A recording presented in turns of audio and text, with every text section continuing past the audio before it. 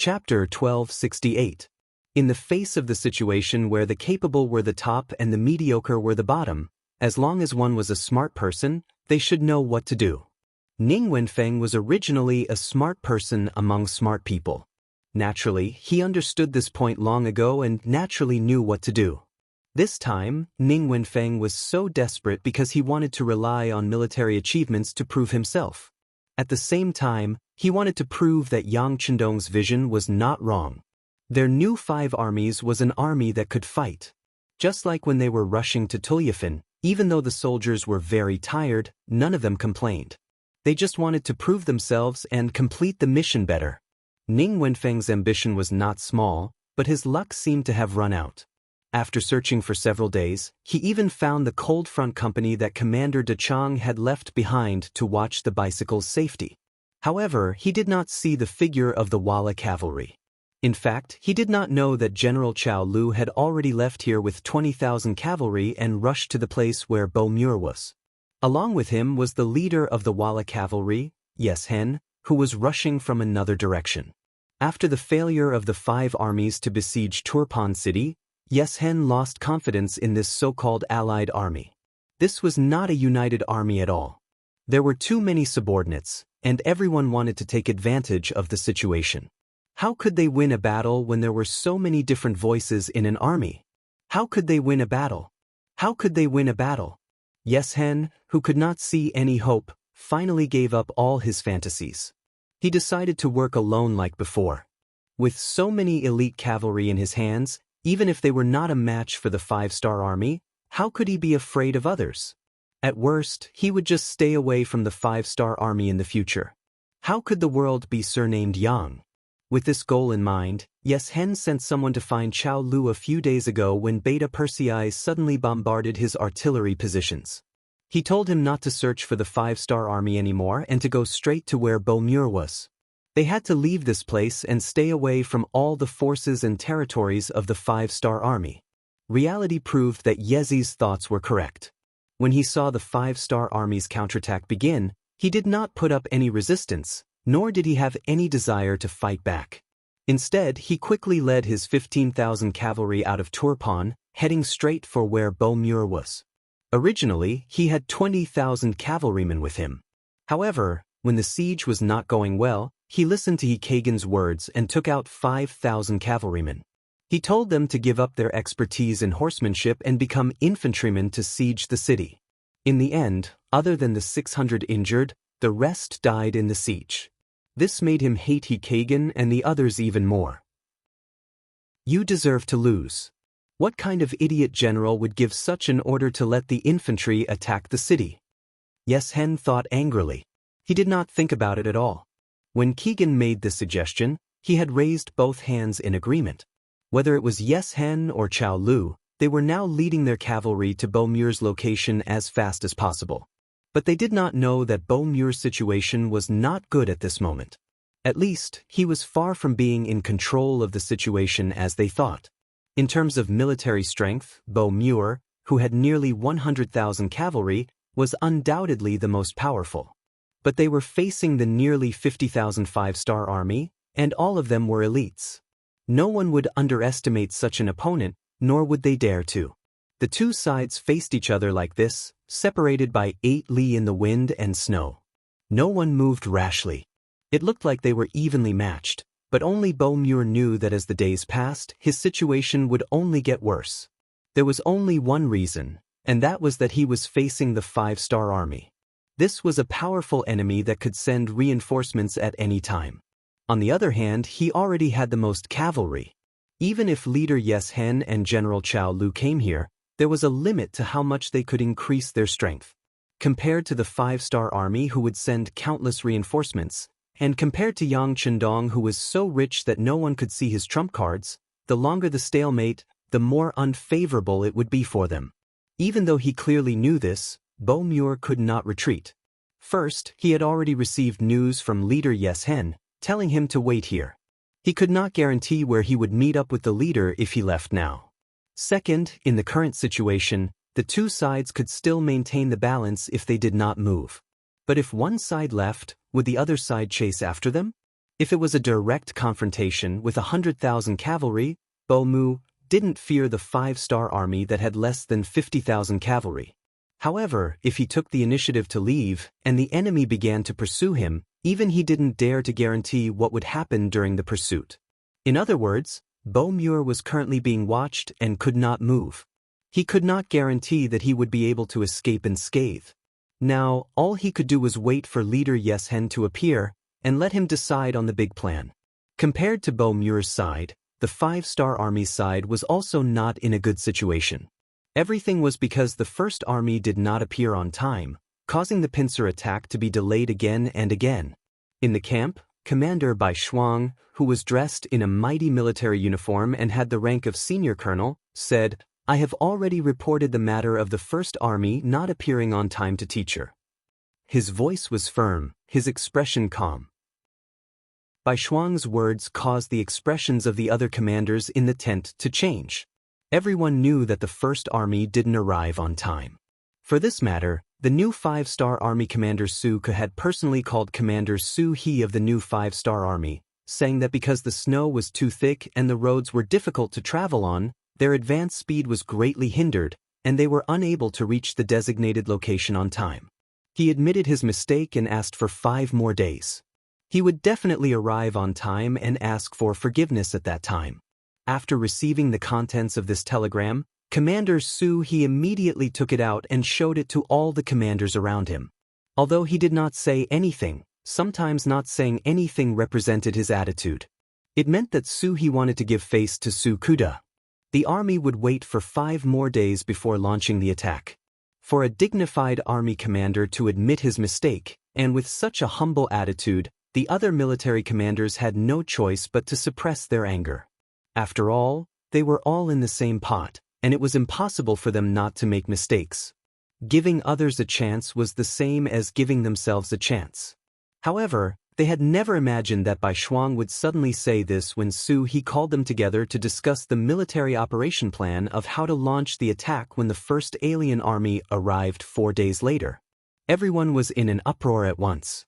Compared to everyone else, Bai Shuang's identity was naturally very special. He was Yang Chendong's student. When others were just qualified to address Yang Chendong as the 6th young master, he was already close enough to address him as teacher. In ancient times, heaven, earth, ruler, teacher, and teacher were existences that were highly respected. Among them was his teacher. Teachers were also extremely particular about inheritance, and it also represented a closer relationship.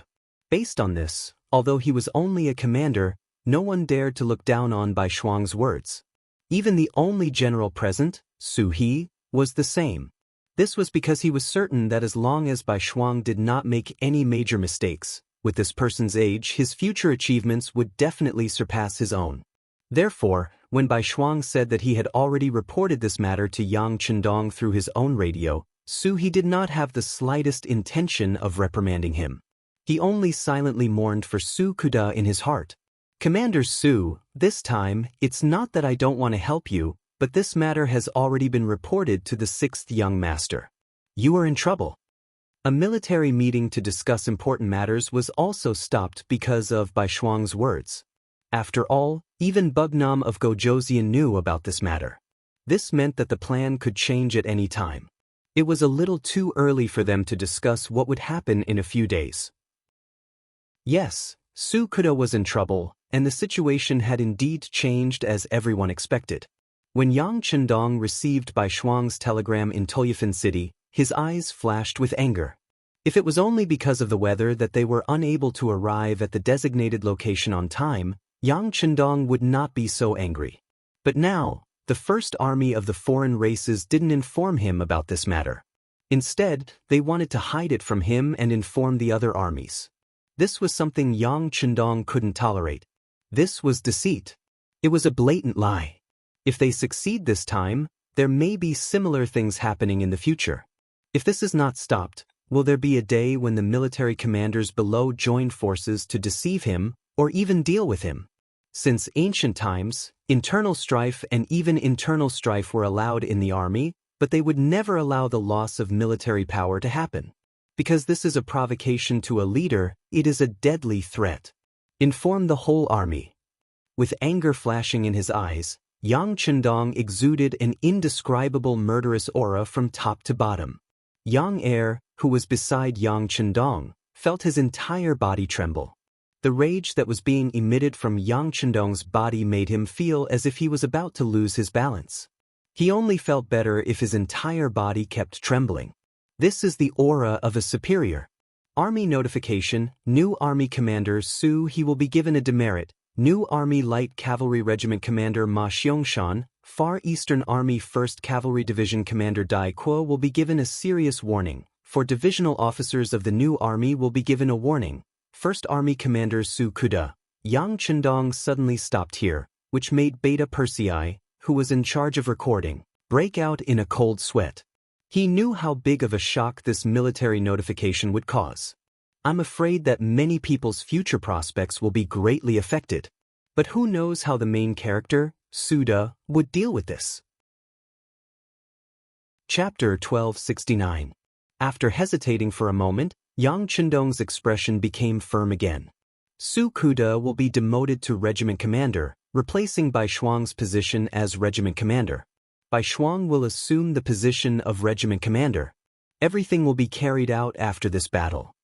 After all, Bai Shuang was too young and didn't have any experience as a division commander. Being in charge of a regiment was very different from being in charge of an army. However, considering that Bai Shuang was the regiment commander of the 1st Cavalry Division and was already a senior colonel, it wasn't too sudden for him to take on the role of a general. As long as he made some contributions, he would be promoted. Beta Persei saw that Yang Chendong didn't have any other orders, so he went to report to Wang Shan. He could imagine what kind of influence and shock this telegram would have once it was sent to the entire army. Just as Beta Persei thought, this telegram was sent to the entire army. Any army, division, or regiment that was high enough to be equipped with a radio would soon know about it. A lot of people didn't know what happened that made Yang Chendong so angry. But as the person who knew about it, the commander of the 1st Army, Su Kuda, was completely dumbfounded. Looking at this telegram that was extremely heavy for him, he froze in place and didn't say a word for a full 15 minutes. Commander! The commander of the 301 Division, Tu Hai, didn't know what happened.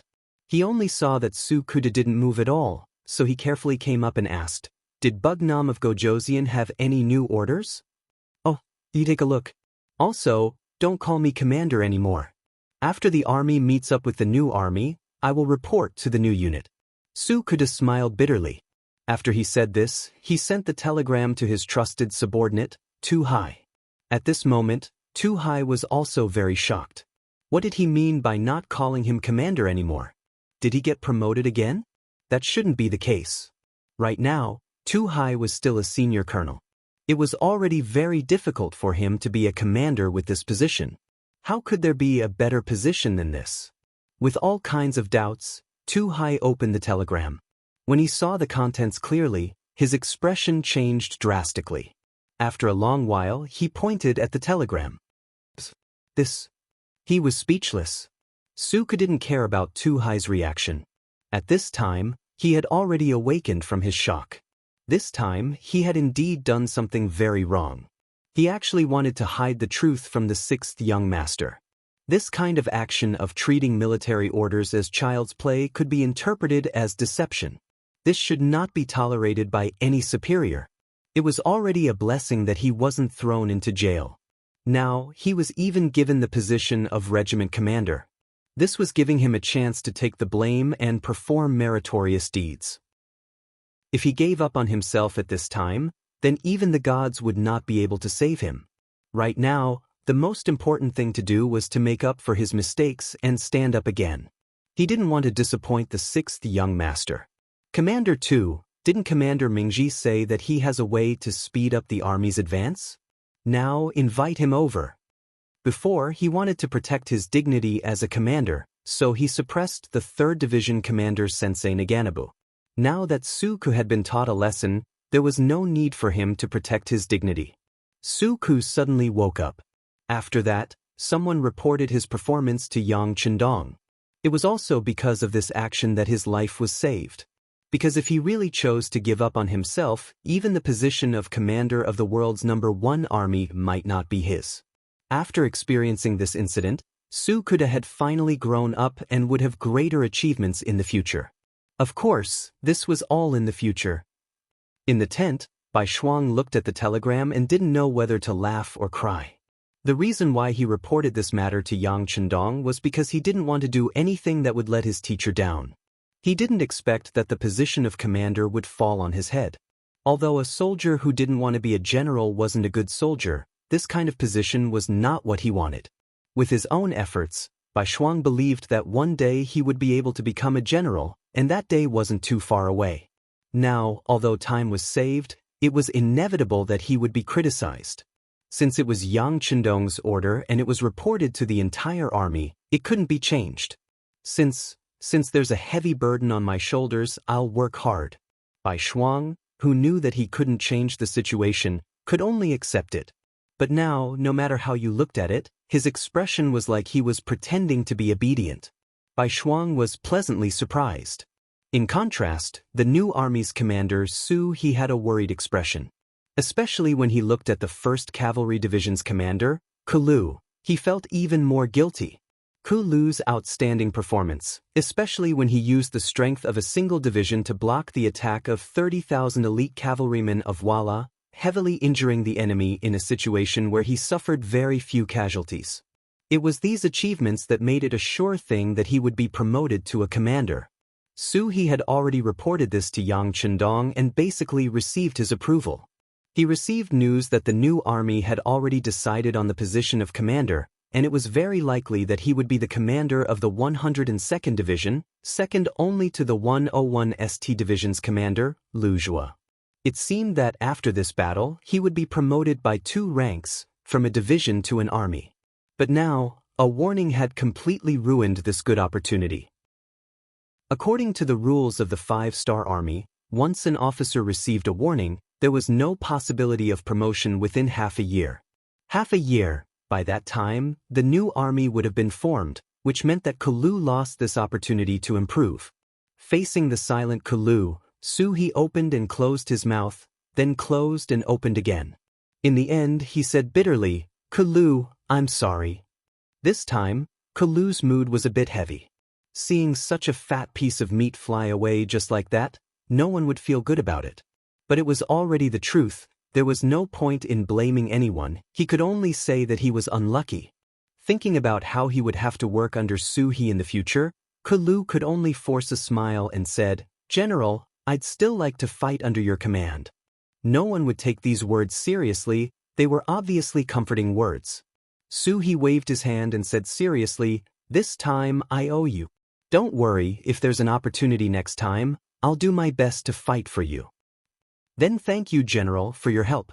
Kulu pretended to have his eyes lit up and said, but both of them knew that the position of a general wasn't easy to come by, and how could it be easy to fight for? This time, because there were 3 general positions at once, and because Kulu made a great contribution, he had the qualifications to have such a good opportunity. Next time, even if there really was a general position, there was no guarantee that it would be in the bag. Su Ku received the harshest criticism and demotion. But he didn't let it go. Instead, he quickly adjusted his position. Based on the principle of being in position for a minute, doing a good job for 60 seconds, he found the 303 RD Division's commander, Sensei Naganabu. After some discussion, he quickly approved of the idea of clearing snow at the front and speeding up the march. The order was quickly passed down to the entire army. Sure enough, they arrived at the designated location 3 days later. They came to the northwest of Bomu Er's army of 100,000 and formed a pincer attack with Su He's new army. Bomu was a cautious person, otherwise he wouldn't have been chosen by Yeshen to stay behind at the headquarters. In order to prevent being surrounded by the 5-star army, he sent out all of his scouts, and the furthest he sent them was 50 miles away. When the first army of the foreign races arrived, he received the news, and his expression became even more unsightly. Before, he could still use the advantage of numbers to suppress the enemy's 5-star army, but with the appearance of the 30,000 5-star army, his advantage in numbers was very small. He didn't need to fight on both sides. No matter how he looked at it, he was now in a passive position. Fortunately, he received another message that night. Tomorrow evening, the 15,000 cavalrymen led by the previous leader and the 20,000 cavalrymen led by General Chao Lu would meet up with him here. With this, they had an additional 30,000 troops, which allowed them to regain their advantage in terms of military strength. Regrettably, this good mood didn't last long. Very quickly, the scouts came back with news that the leader had personally sent over. Behind them, there were still 35,000 cavalrymen rushing over. Both sides were only a day's distance away from each other. There are still 30,000 five-star army cavalry? Where did the other 4 countries go? Bomu was naturally shocked when he heard the news. Logically speaking, the 5-star army shouldn't have so many troops in their hands unless they were all used to deal with him. It must be like this. The 4 countries were beaten up, and with the heavy snow affecting the speed of the army, they should be holed up at home right now. In this case, didn't it mean that the 5-star army's main goal was to deal with him? When the 5 countries were together, they couldn't gain the slightest advantage, and they even lost one battle after another. Now that he had to face the 5-star army alone, Bomu didn't have the slightest chance of victory. Being afraid before the battle, this wasn't something a qualified general should do. Forcefully calming his mind, Bomu's gaze fell on the last message sent by Yes Hen. When his gaze fell on the words, "Only a day away," his eyes flashed with thought. "I can only stake it all. Come, call the scouts over." After thinking for a while, Bomu decided to take the risk and attack. He had to kill his way out before the 30,000 cavalry of the 5-star army arrived. Otherwise, if he was really surrounded, he wouldn't have the slightest chance of victory. Chapter 1270. After the scout reported that Bomu had given the news to Yes Hen, Bomu held a military meeting that very night and selected a group of 5,000 death cavalry. The so-called death cavalry referred to those who did not fear death. Because of various reasons, they made some mistakes and should be killed. Because of this, they came to the battlefield with the determination to die. And those who were not even afraid of death were the most terrifying. Not only that, Bomu also gave the defeated Qin 50,000 troops, ordering him to stop the 5-star army from the west from sending reinforcements to the 5-star army from the northeast no matter what. If you can stop them, it will be a great merit. If you can't, you can use your death as an apology. Chang Tian is watching you, I wish you good luck. Under Bomu's serious expression, all kinds of orders were given, and the 90,000 cavalry quickly moved. At noon on the second day, they suddenly launched an attack on the first army of the non-human kind from the northeast. This sudden attack without any warning had indeed caught the first army off guard. Fortunately, Yang Chendong's report had just been sent out, and all the officers were very careful. Even if no one expected the Wala cavalry to attack, after a moment of panic, they still managed to stop the other party's attack. They did not immediately send out the 5,000 death cavalry, but only sent out 5,000 ordinary cavalry, in order to test the strength of the 5-star army. Seeing the 5,000 cavalry quickly being pushed back, unable to move an inch, Bomu could not help but sigh. The 5-star army is really strict and not easy to deal with. After sending out his sigh, Bomu had no intention of retreating. His goal was very simple, and that was to continuously attack, causing the first army to feel fatigued. Then, when leader Yes Hen and General Chao Lu arrived, he would gather a large number of troops and open a bloody path. At that time, his troops would be nearly 3 times the enemy's, and charging out should not be a problem.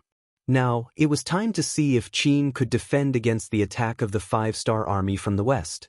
Thinking about it, it shouldn't be a problem since it was 50,000 against 50,000 and they were on the defensive side. Although the snow had stopped, the thick layer of snow still became the biggest stumbling block for the cavalry. As the attacking party, they were at a great disadvantage. It was just like how Bomu's attack on the first army was not very smooth. When the new army wanted to support them, they also faced great difficulties. At the beginning of the war, Commander Su He, Commander Bai Shuang, Commander Ma Xiangshan, Commander Dai Qua and the others were all confused about the reason why they started a fight without any warning. They couldn't understand why the Walla cavalry would suddenly go crazy and choose to attack at this time. Fortunately, everyone was prepared to fight a big and fierce battle when they came here. Although they weren't fully mentally prepared, the soldiers were all experienced soldiers. They quickly adapted and began to charge towards the Walla cavalry camp in an orderly manner. They wanted to attack from two sides with the First Army.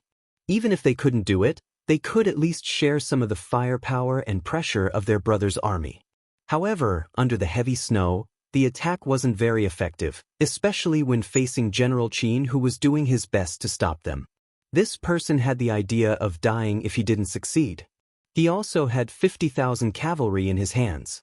In terms of troops and chariots, he was even more powerful than Su He and the others. In a situation where they didn't have any advantage, after Commander Chang Bo of the new army's 4th Cavalry Division attacked, 2 regiments of cavalry were crippled. Are they crazy? It was rare to encounter such a tough battle. Commander Chang Bo was shocked and quickly reported the situation to the commander. At the same time, he couldn't help but reduce the frequency of the attack. If they continued to lose like this, not only would they not be able to break through, it was very likely that his entire 4th Cavalry Division would be lost here. This was something that no military commander wanted to see and wouldn't do.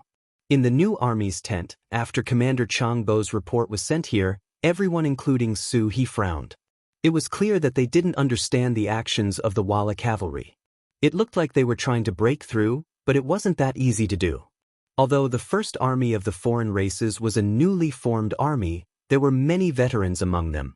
Furthermore, the roads were passable, and the snow was too thick, so it would not be easy for them to charge out.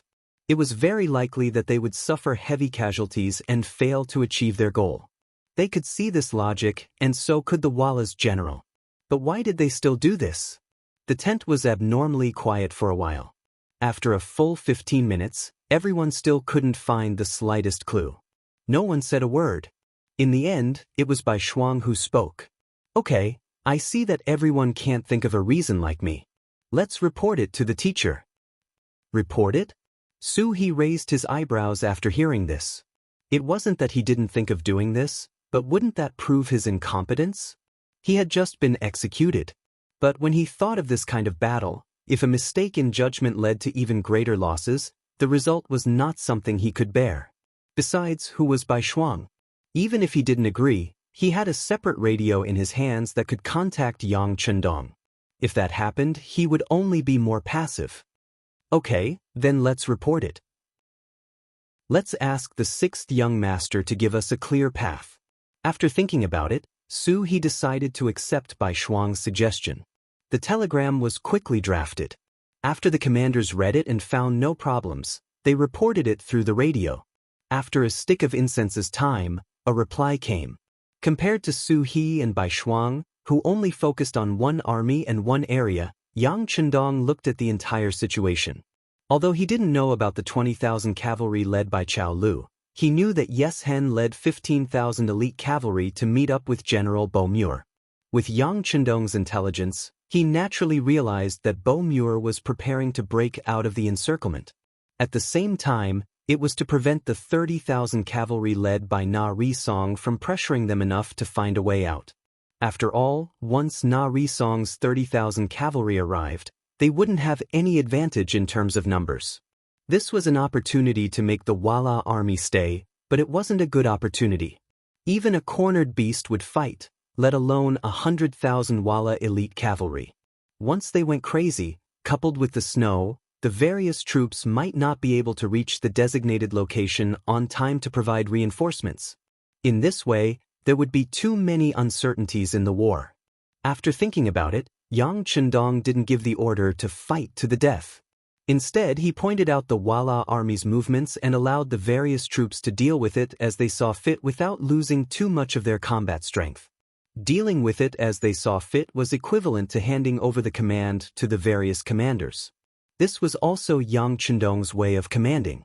As the military strength of his subordinates continued to expand, Yang Chendong could no longer do everything by himself like before. Therefore, it was necessary to delegate power appropriately, especially to those commanders who rushed to the front lines. They were better able to direct the movements of the battle. Sometimes, opportunities were fleeting, and if they weren't grasped in time, there might be problems. Yang Chendong had been practicing for many years and understood how to use people. It was precisely because of Yu Qian that he didn't have to worry about Qichen City and didn't need to be distracted. Similarly, it was because of the existence of Tiger's Mane that he was like a nail nailed into Xiwan City. As a result, his influence and power were growing. To put it simply, the way to use people was to learn to use people and learn to trust people, and not to give orders in every aspect. It was like Zhuge Liang who did everything by himself. In the end, he was exhausted to death, and without his subordinates, he immediately lost his drive and ability to command. Old Jiang was the same, constantly giving orders from the back, causing the battle plan to change again and again. Loopholes appeared frequently, and the army was defeated in the end. With these precedents as an example, how could Yang Chendong follow in his footsteps? When the telegram was sent to them, the eyes of the commanders in the tent lit up after they read it. This discretion was very significant. Handing over the command to them was a form of trust, but how could it not be a heavy responsibility? Everyone, you have seen the telegram. The Walla cavalry will suddenly launch an attack, saying that they are preparing to kill their way out. Now their leader, Yes Hen, is also moving here. Then, should we completely keep them here, or should we let them live to prevent both sides from suffering losses? Let's discuss this matter. Su He, as the general with the highest military rank and the highest rank, was naturally the best choice to preside over the meeting. As soon as his voice fell, the commanders looked at each other, not knowing what to do. From a psychological point of view, after fighting with the Walla army for so long, of course they wanted to completely keep them here to prevent future troubles. But now was really not a good time. The snow was too thick, and it greatly affected the movement speed of the army. Moreover, the other party's military strength was not ordinary, and their combat strength was quite strong. If they were to fight head-on, not to mention that they might not be able to keep their lives, their losses would definitely not be small. Yang Chendong had already sent out a notice to the entire army. After this battle, they had to take a break. While the army rested and replenished, the migration of the civilians also had to be carried out. They would only attack the Ili region after the snow melted in spring. And if everyone suffered heavy losses now, it would delay the important matters after spring. What should they do? Among the commanders, there were very quickly two opinions. Some people said that they should use this opportunity to completely eliminate Yes Hen. This was a great enemy that the five-star army rarely faced. If they were eliminated, the five-star army would no longer have any opponents in this grassland. From a long-term perspective, this was appropriate. Chapter 1271. There were also some people who said that there was no winner in a head-on clash. If they really fought with the Walla army this time and both sides suffered losses, or even greatly damaged their vitality, then when spring came, how would they attack the inner region? How would they accomplish their goals? It was not worth it to give up a large piece of land for Yes Hen, who was like a stray dog. Both opinions had their own supporters, and both had their own reasons. When Su He gathered all the opinions, he was in a dilemma. In the end, his gaze fell on Bai Shuang. After this battle, this person would take up the position of commander. He was in existence on the same level as him, so it was not shameful to listen to his opinion. Of course, Su He knew whether or not he was using Bai Shuang's name in private. This person was Yang Chendong's student. Even if his decision was wrong, Yang Chendong would not blame him too heavily. Su He did not have to be careful. As Yang Xie's territory grew larger and larger, the five-star army became more and more powerful, and Yang Chendong's position became more and more noble. Anyone who faced him had to be careful. This was the aura of a superior. Bai Shuang did not think too much about it. Perhaps it was because of his status that he did not need to worry about these things. He had other thoughts in his mind.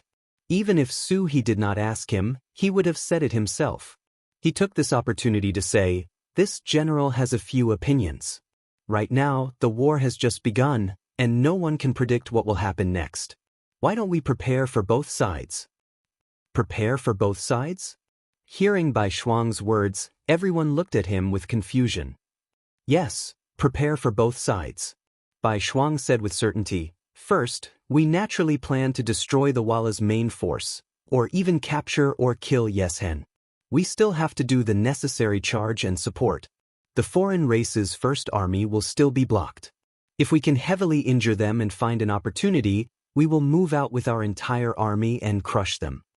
Secondly, if there's no turning back and the Walla armies will to fight to the death is obvious, and they've always held the initiative on the battlefield, then we should give up on fighting them head-on, and weaken the enemy's strength as much as possible without losing our own strength.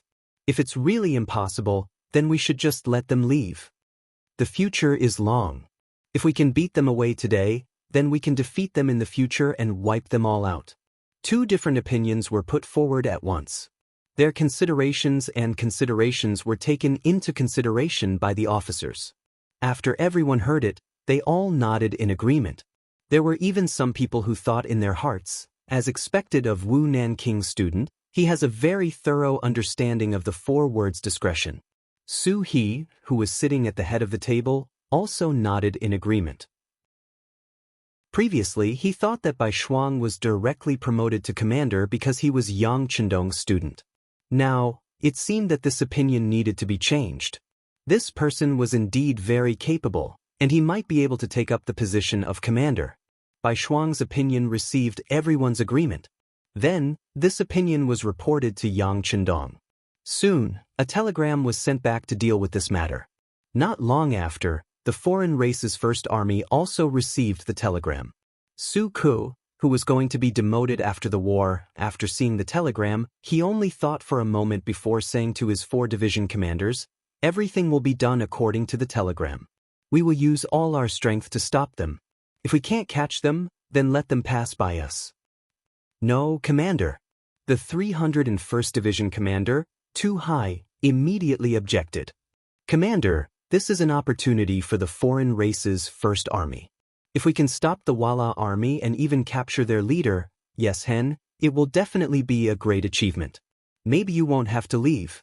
In order to achieve this goal, even if we have to sacrifice our entire army, it will be worth it.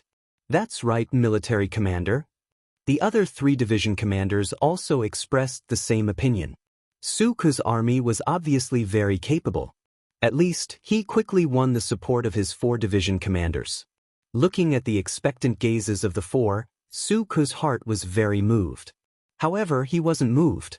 He knew that it was his negligence and arrogance that caused the army to lose the opportunity to fight. And now, it was time to make up for his mistakes. If he ignored all the soldiers of the foreign race's first army for his own selfish reasons, even if he could stop Yeshen in the end, it would still be a failure. He couldn't destroy the entire foreign race's first army for his own selfish reasons. Su Ku's heart was firm. Okay, I'm still the commander. Carry out my orders. The commander's authority was inviolable. Since Su Ku had said so, Tu Hai and the others had no choice but to carry out his orders. However, they had already thought it through. They would do their best to stop the Walla army from breaking out. If there was a chance, even if both sides suffered losses, they would still try to stop the enemy. The Walla cavalry's charge was still ongoing. Although the war horses couldn't display their usual speed due to the snow, and the pressure from the arrows increased, Bomur didn't have any intention of stopping. He knew that if they couldn't break out today, once the 5-star army's 30,000 cavalry arrived tomorrow, it would be even more difficult to retreat. There are still 4 hours before the sky turns dark. The leader will also join us. At that time, we must kill our way out. For this, we must do it no matter the cost. He repeated the importance of this battle to the deputy general beside him. Then, as if he had just remembered something, he asked, "General, how is the situation on the other side?" "General, the news from there is that everything is fine. The 5-star army's cavalry didn't have enough momentum. It seems like they are very afraid of death." When the deputy general answered this question, there was a trace of disdain in the corner of his mouth. Bomur could see that this person was looking down on the 5-star army. His expression changed for no reason. "What do you know?" The 5-star army isn't afraid of death. They just don't want to pay a huge price. I even suspect that they have already seen through our goal. What? That can't be right. The deputy general had a look of disbelief. There is nothing impossible about it. I have long heard that the 5-star army has a type of metal that can achieve the purpose of rapid communication. In other words, the news of the leader meeting us is very likely to be known to them. Our abnormal attack must have aroused their suspicions. Beau Muir said with a heavy expression. When he first heard about this matter, he still had a look of disbelief. However, the 5-star army's reaction speed on the battlefield had already proven this point. After saying this, Beau Muir didn't look at the deputy general, who was so shocked that his mouth was agape. Instead, he looked back at the map in front of him. He was thinking about whether there were any loopholes in their next move. On the other hand, the attacks of the new army on the west side were indeed not that fierce. With such a thick layer of snow, once they started charging, they would definitely not be able to increase their speed. This allowed the archers who were on the defensive to have more space to display their skills. Knowing that it was dangerous and still having the soldiers charge, no general with brains would do such a thing. However, this didn't mean that they wouldn't do anything. It was inevitable for soldiers to be sacrificed on the battlefield, but the most important thing was how to make the most of their value. If they couldn't make enough difference, Su He, Bai Shuang, and the others couldn't accept such a way of dying. I think we should wait until nighttime. Once the first Walla cavalry can't hold on any longer, the Walla army will have to charge out from there. At that time, the 50,000 Walla cavalry will definitely retreat. While they are retreating, we will launch an all-out attack. At that time, even if Yes Hen and the others can escape, we still have to make them stay. No matter what, we have to tear off a piece of meat from them. In the tent, the one who spoke was Bai Shuang. Seeing that he was going to become the commander of an army after the battle, he didn't dare to underestimate his words. Of course, whether or not we can make these 50,000 soldiers stay will ultimately depend on whether or not the First Army can seal their pockets. Commander Su, I'll need you to communicate with them about this matter. After Bai Shuang finished explaining the general military plan, he patched up the last loophole, but this time, he looked at Commander Su He. Although Bai Shuang could communicate with the First Army of the alien race directly with his current status, because of what happened before, he was likely to take up a new position. It would not be good for him to jump out at this time and give orders. It would give people the impression that he was exercising his authority before he took up the position. After thinking about it, Su He, as the army commander, was more suitable. Su He understood Bai Shuang's intentions and knew that this was for the sake of the big picture. He nodded and said, "Okay, I'll use the radio to contact Senior Colonel Su Ku." He used to address Su Ku as Commander Su, but now that things had changed, it wasn't appropriate to address him as commander, especially in front of Bai Shuang. Instead, it was more appropriate to address him by his rank. Soon, Su He's telegram was sent to the headquarters of the First Army.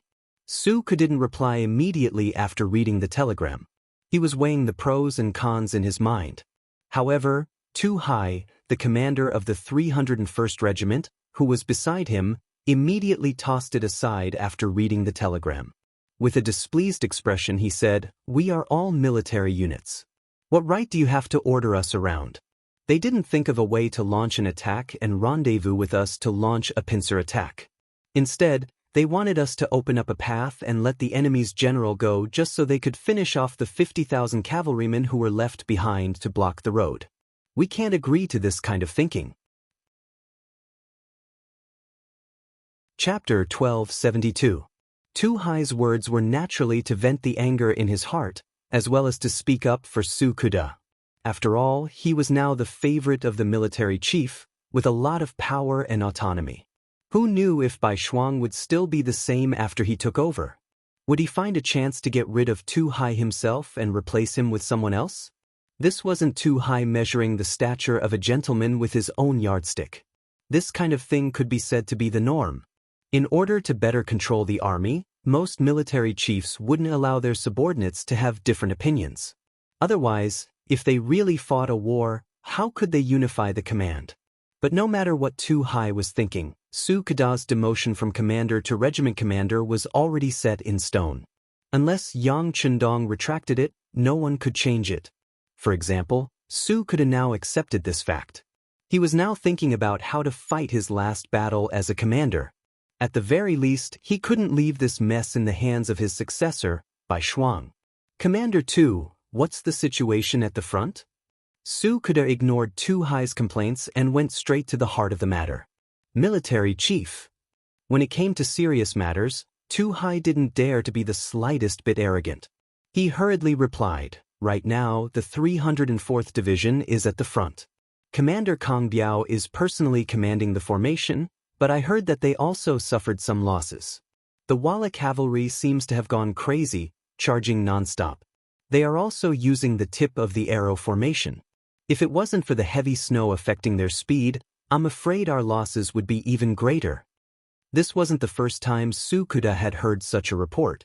Previously, the 302 ND Division's commander Luan Xiaojiang and the 303 RD Division's commander Sensei Naganabu had both reported to him that the Walla army's attacks were extremely fierce. There were a few times when they almost tore a hole in the front line. The various divisions had also suffered heavy losses. From the looks of it, the Walla army had truly risked their lives this time. It was likely that the First Army alone would not be able to keep them here. Thinking of what Yang Chendong had said in the telegram, deal with the situation as you see fit, Su Kaida couldn't help but let out a long sigh. Pass down the order. Tell all divisions to do their best to resist. If they really can't, don't fight them head-on. Let them pass and wait with the new army and other forces to surround the 50,000 Walla army cavalry. Su Keda finally gave the order, but when Tu Hai heard it, he said with a face full of dissatisfaction, "Why should we? All right, Commander 2, the facts have proven that we can't stop the Walla army from breaking out of the encirclement. Do you really want the first army of the non-human kind to be wiped out?" Anger finally appeared on Su Keda's face. Although he was unwilling, he knew that the bigger picture was more important. He also knew that if he didn't act this way, Tu Hai would continue to persuade him, and he was afraid that he would change his mind. Seeing that Su Keda was truly angry, Tu Hai didn't dare to say anything more. He could only stand at attention and salute, then find someone to pass down the order. The resistance of the First Army of the non-human kind became much weaker because of this order. When the news reached Bo Muir's ears, he let out a long sigh. Very good. In less than 2 hours, the sky will be completely dark. The leader will arrive at any time. Send out scouts. Once the leader arrives, immediately guide him to meet up with us. Then, send out the 5,000 death squads to open a path of blood and prepare for the leader's departure. The sky wasn't dark yet, and the wind was even more chilly. However, no one seemed to feel it. Instead, they all stared with wide eyes, waiting for the arrival of the final battle. Finally, after nearly 2 hours, the scouts came back with news. They had already received the leader Yes Hen from Turpan. Not only that, General Chao Lu had also arrived with 20,000 cavalry. When he heard that his side had an additional 35,000 cavalry, Bo Muir suddenly had a bold idea. They currently had the advantage in numbers, and the 5th Star Army's 30,000 cavalry reinforcements would only arrive a day later. Then, could they use this opportunity to do something? For example, surround the 5th Star Army and eliminate them? When this idea appeared in Bo Muir's mind, he felt a surge of blood. When the Deputy General asked him if he should send the 5,000 death squads to the battlefield, he didn't immediately reply. General? Seeing that Bo Muir was silent for a long time, the Deputy General couldn't help but call out twice, afraid that he would miss the opportunity to break out of the encirclement. Oh, send them out. Bo Muir's thoughts came back, and he finally gave up on the idea of surrounding the 5th Star Army. Although this plan was indeed very tempting, the strength of the 5th Star Army wasn't to be underestimated. He couldn't guarantee that they would be able to eliminate the 80,000 5th Star Army in a day's time. If they couldn't, once they were entangled, once the 5th Star Army's reinforcements arrived, it would be difficult to escape. And even if they could defeat the 5th Star Army, the Walla army would suffer heavy losses. This wasn't a good deal at all. What they wanted now wasn't to eliminate the Fifth Star Army, because they simply couldn't do it. What they wanted was to get away from here. Only in this way could they better develop themselves. This required them to bring out enough elite cavalry to be the cornerstone of their future development. If one more person died here, it would be a huge loss to their future. Putting away the unrealistic thoughts in their hearts, the 5,000 Walla cavalry charged out. They all had the thought of death on their faces as they rode forward with difficulty in the dark night. From time to time, they would wave their swords to block the incoming arrows. Although their speed wasn't fast and they suffered heavy losses, no one retreated. The first army of the outsiders had been fighting for half a day. Seeing another Walla cavalry brigade appear, and not only did they not dodge the arrows, they even dared to shoot back at them. Both sides suffered some losses in a short period of time. They aren't human at all, they aren't afraid of death. Commander Kong Biao of 304 saw the Walla cavalry getting closer and closer and couldn't help but sigh. He had to admit that among the opponents of the Fifth Star Army, the Walla cavalry's combat strength had always been superior. Many times, the Fifth Star Army had to be very careful when fighting against them, otherwise, they would likely suffer heavy losses. Come, report the situation to the commander. Seeing that the Walla cavalry was getting closer and closer, the shooting would soon turn into a close combat. Kong Biao quickly ordered people to ask for instructions. Should they really fight with them regardless of the losses, or should they open a path for them to pass through? In just a few minutes, the order was passed down. They opened a path for the Walla cavalry to charge through. Obviously, Su could have gave up on the idea of both sides suffering heavy losses. He avoided the spearhead and looked for an opportunity to wipe out a portion of the enemy. For some reason, Commander Kong Biao, who received this order, actually felt relieved. He wasn't someone who was afraid of death, but he felt that this kind of fighting method was meaningless. There wouldn't be a true winner in this kind of war, and it would only benefit a third party in the end. The first army of the foreign races finally opened a path for the Walla cavalry to pass through. When the news came, Bo Muir had just met up with Yes Hen and the others. He was overjoyed and took advantage of the cover of the night to rush through the opening. During this process, whether it was Yes Hen or Bo Muir, they didn't mention Tai Chin. It was as if they had forgotten about this person and his 50,000 Walla cavalry. Speaking of which, it wasn't that they were careless or that they really forgot. It was because they knew that there would always be someone left behind to deal with the 5-star army. If they all wanted to retreat, once the 5-star army met up, they would be able to chase after them. This would create more variables for them to escape. As a result, when a large number of cavalrymen escaped through the gap that the First Army had purposely opened, General Tikian and his nearly 50,000 cavalrymen became miserable. They became children that no one wanted, lone wolves on the grassland. The Walla army's main force escaped without notifying Tai Chin. This news was discovered by the First Army of the foreign races in time. They immediately used the radio to inform the new army and other departments. Su He and the others who received the news were all confused. The Far Eastern Army's 1st Cavalry Division's commander, Daikwa, said something that made everyone very alert. Could it be that the Walla army did this on purpose, leaving them to wait for us to surround them and attack them from behind? That's not possible. Hearing this, the other military commanders all had a look of panic and didn't know what to do. Instead, Bai Shuangshuang's eyes quickly spun a few times and suddenly said with some joy, "Maybe the Walla army is cutting off their tail to survive. They are afraid that we will not let them go, so they intentionally left behind 50,000 cavalry to restrain us." But that's 50,000 cavalry. Is Yes Hen really willing to let them go? Su He was somewhat convinced, but also somewhat doubtful. Teacher once said that Yes Hen is an ambitious and ruthless person. This kind of person is willing to sacrifice anyone for his own safety. 50,000 cavalry is very strong, but compared to Yeshen's life, what is it? How about this? I suggest that we join forces with the First Army to surround the 5-star army. However, we don't need to take the initiative to attack. Instead, we can rely on the thick snow to fire arrows from afar and restrain them here. This way, if Yes Hen wants to surround us, We will have the advantage of the terrain and sufficient energy to deal with him. At the same time, we can use the smallest price to persuade the 50,000 Walla cavalry to surrender. Bai Shuang's thoughts turned quickly. At this moment he had become the commander of an army, so he didn't consider the small matters in front of him, but the big picture. Chapter 1273. Hearing this suggestion, Su He's eyes also brightened. Good idea. We encircle but don't attack. Once they want to fight back, we are not unprepared.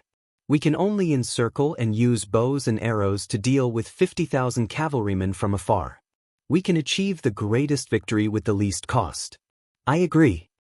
Even Su He agreed, and several other military officers expressed their opinions one after another, expressing their agreement. A telegram was then sent to Su Ku. Su Ku was originally rejoicing because the Walla cavalry that escaped through the gap he opened was not 50,000 like the telegram said, but 70,000. The sudden appearance of Chao Lu's 20,000 cavalry was something no one expected. Facing so many cavalry, if the first army desperately tried to stop them, they would be in danger of being completely annihilated. In order to save himself, the first army would certainly launch a fierce attack with all their might. In that case, not only the first army of the non-human kind, even the first army of the non-human kind wouldn't be able to defeat a few of them. Yang Chendong had probably thought of this result, which was why he said to deal with it at his discretion. While his heart was palpitating, he received Su He's telegram. He immediately tightened his pockets and quickly approached the 50,000 Walla army. In less than 2 hours, he had completely surrounded them. At this time, Pai Qin also received news that the Walla's main force had retreated. In his tent, he immediately fainted in anger. After a group of subordinates rescued him, he slowly woke up and cursed, "Bo Muir, you're too weak." Then he fainted again. When Pai Qin woke up for the third time, the 5-star army had completely surrounded him. Pai Qin's face was pale and he didn't speak. His eyes were empty as he looked forward, as if he had nothing left to live for. He had thought that Bo Muir valued him very much. Not only did he not care that he had been defeated in the previous battle, but he had also taken the initiative to give him 50,000 cavalrymen. This made him feel that he had great power in his hands and was looking down on the world. But who would have thought that in less than a day he would become an abandoned pawn? At this moment he finally understood why he was given 50,000 men. It was to lower his guard, and at the same time, it was also a gift to the 5-star army. It was to make them focus on him and not move away. That's right. 50,000 cavalrymen. How tempting. Thinking about the number of troops in his hands, he felt a burst of comical feeling. But on the other hand, if it wasn't for the fact that he had left behind so many soldiers for him, why would he be willing to risk his life here? Even when the sky had turned dark, he didn't rush Bo Muir, but instead kept waiting. Wasn't it because he was confident that someone would abandon him and his 50,000 cavalrymen? But now, it seemed that he was wrong, completely wrong. Now that he had 50,000 soldiers in his hands, he did not have the slightest bit of fighting spirit. He was already someone who had been abandoned. Even if he won the battle, who would see it for? As for declaring himself king, did he think that the 5-star army around him were incompetent? Thinking about the problem of food, he quivered and asked the personal guard beside him, "How much provisions do we have in our army?" "General, this time we came out in a hurry. Previously, General Bo Muir had said that we would retreat at night, so we didn't bring too much provisions. We only have 2 days' worth of provisions." When the personal guard answered this question, his gaze was somewhat evasive. Clearly, he had also thought of a certain possibility. What? Only 2 days? Hearing this result, Pai Qin immediately felt his vision go black, and he fainted again. The 5-star army surrounding them did not know that he had fainted a few times. At this moment, they were setting up an encirclement to prevent the 50,000 Walla cavalrymen from escaping. At this moment, the army urgently rushed to set up barricades. All the caltrops in the army were scattered all over the ground. Strong bows were in hand, and the quiver was full of arrows. They were just waiting to close the door and beat the dogs. According to the analysis of Bai Shuang and the others, the Walla cavalrymen who knew everything would most likely launch a counterattack that night. It would be best if they took action before the 5-star army's encirclement was completely solid. This way, the chances of them escaping would be higher.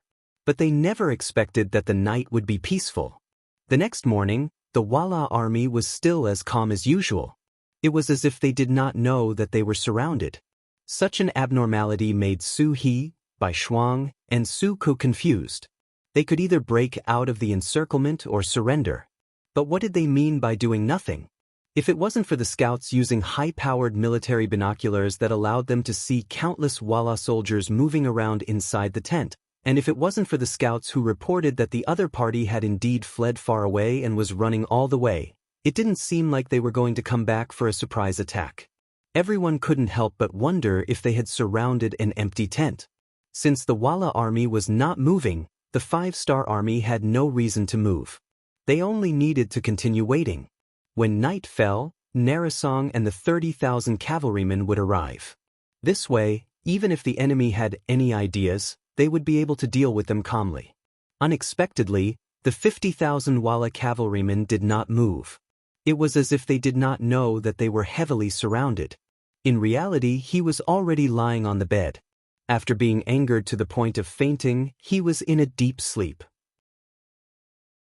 Since their commander was not awake, the remaining generals did not know what to do. Soon, there were two different opinions among them. The first was the surrender faction. They believed that the situation had changed, and even their leader didn't want them anymore. Whatever they did now couldn't be considered a betrayal. There were many foreign races and surrendered troops in the 5-star army, but weren't they doing well? The second was the fight to the death faction. A man would rather die standing than live kneeling. The only one who died was them. Besides, if the 50,000 cavalrymen charged in the same direction, they would have a chance of survival if they were lucky. However, these two factions did not give way to each other. The surrender faction was waiting for Narasong to wake up. The fight to the death faction considered that they did not have enough manpower. Rushing out like this was no different from courting death. They were also waiting for their commander to wake up and give them orders. In the blink of an eye, 2 days had passed. Narasong's condition did not improve. He was still in a coma and had a high fever. More importantly, the food brought by the army was about to be used up. Apart from a few generals, many soldiers had begun to rely on the snow to fill their stomachs. If this continued, their combat strength would only decrease. However, they did not think of counterattacking when they were in a good condition. Now, they did not have the ability to do so. The 50,000 Walla cavalrymen persisted like this. However, under the encirclement, their every move was under the surveillance of the 5-star army. Especially when they saw that they were so hungry that they had to rely on the snow to survive, the 5-star army also gave up on the offensive strategy that they were halfway through researching. From the looks of it, they could completely trap the enemy. Since that was the case, why bother to attack? Using this time, the 5-star army also rested. Unless they sent out the necessary defensive troops, they also began to hand over the necessary handover. Just like the handover between Su Kuda and Bai Shuang, a commander was directly demoted to a regiment commander. Although it was said that he was going to enter the illustrious 1st Cavalry Division, it was still unpleasant to the ears. Thus, Su Kuda only gave Bai Shuang all the relevant personnel information and the general situation of the army before leaving. Bai Shuang was also smart enough not to ask any more questions. He was someone who had gained a huge advantage. Right now, anything he said would only embarrass the other party. For the sake of Su Kuda's face, he kept his mouth shut. He also handed over some information about the situation of the 4th Regiment to the other party and watched as he left. It was rare for the handover to be so sloppy, but none of the insiders said anything. After Bai Shuang received the information and appointment, he went to the foreign race's 1st Army and met with Tu Hai and the other 3 division commanders. In comparison, Bai Shuang was the youngest. If he had never trained in the army, it would be difficult for him to convince the others even if he had a strong backer. In fact, Tu Hai and the other 3 division commanders were already prepared to take Bai Shuang down a notch. They were already division commanders, but now they actually wanted a regiment commander to lead them. It was impossible to say that they did not have any resistance. However, what surprised everyone was that when Bai Shuang met with the 4 division commanders for the first time, he only used a short sentence to end everything. In my hand is a telegram personally issued by teacher. This cannot be changed. If anyone is still unconvinced, you can argue with me.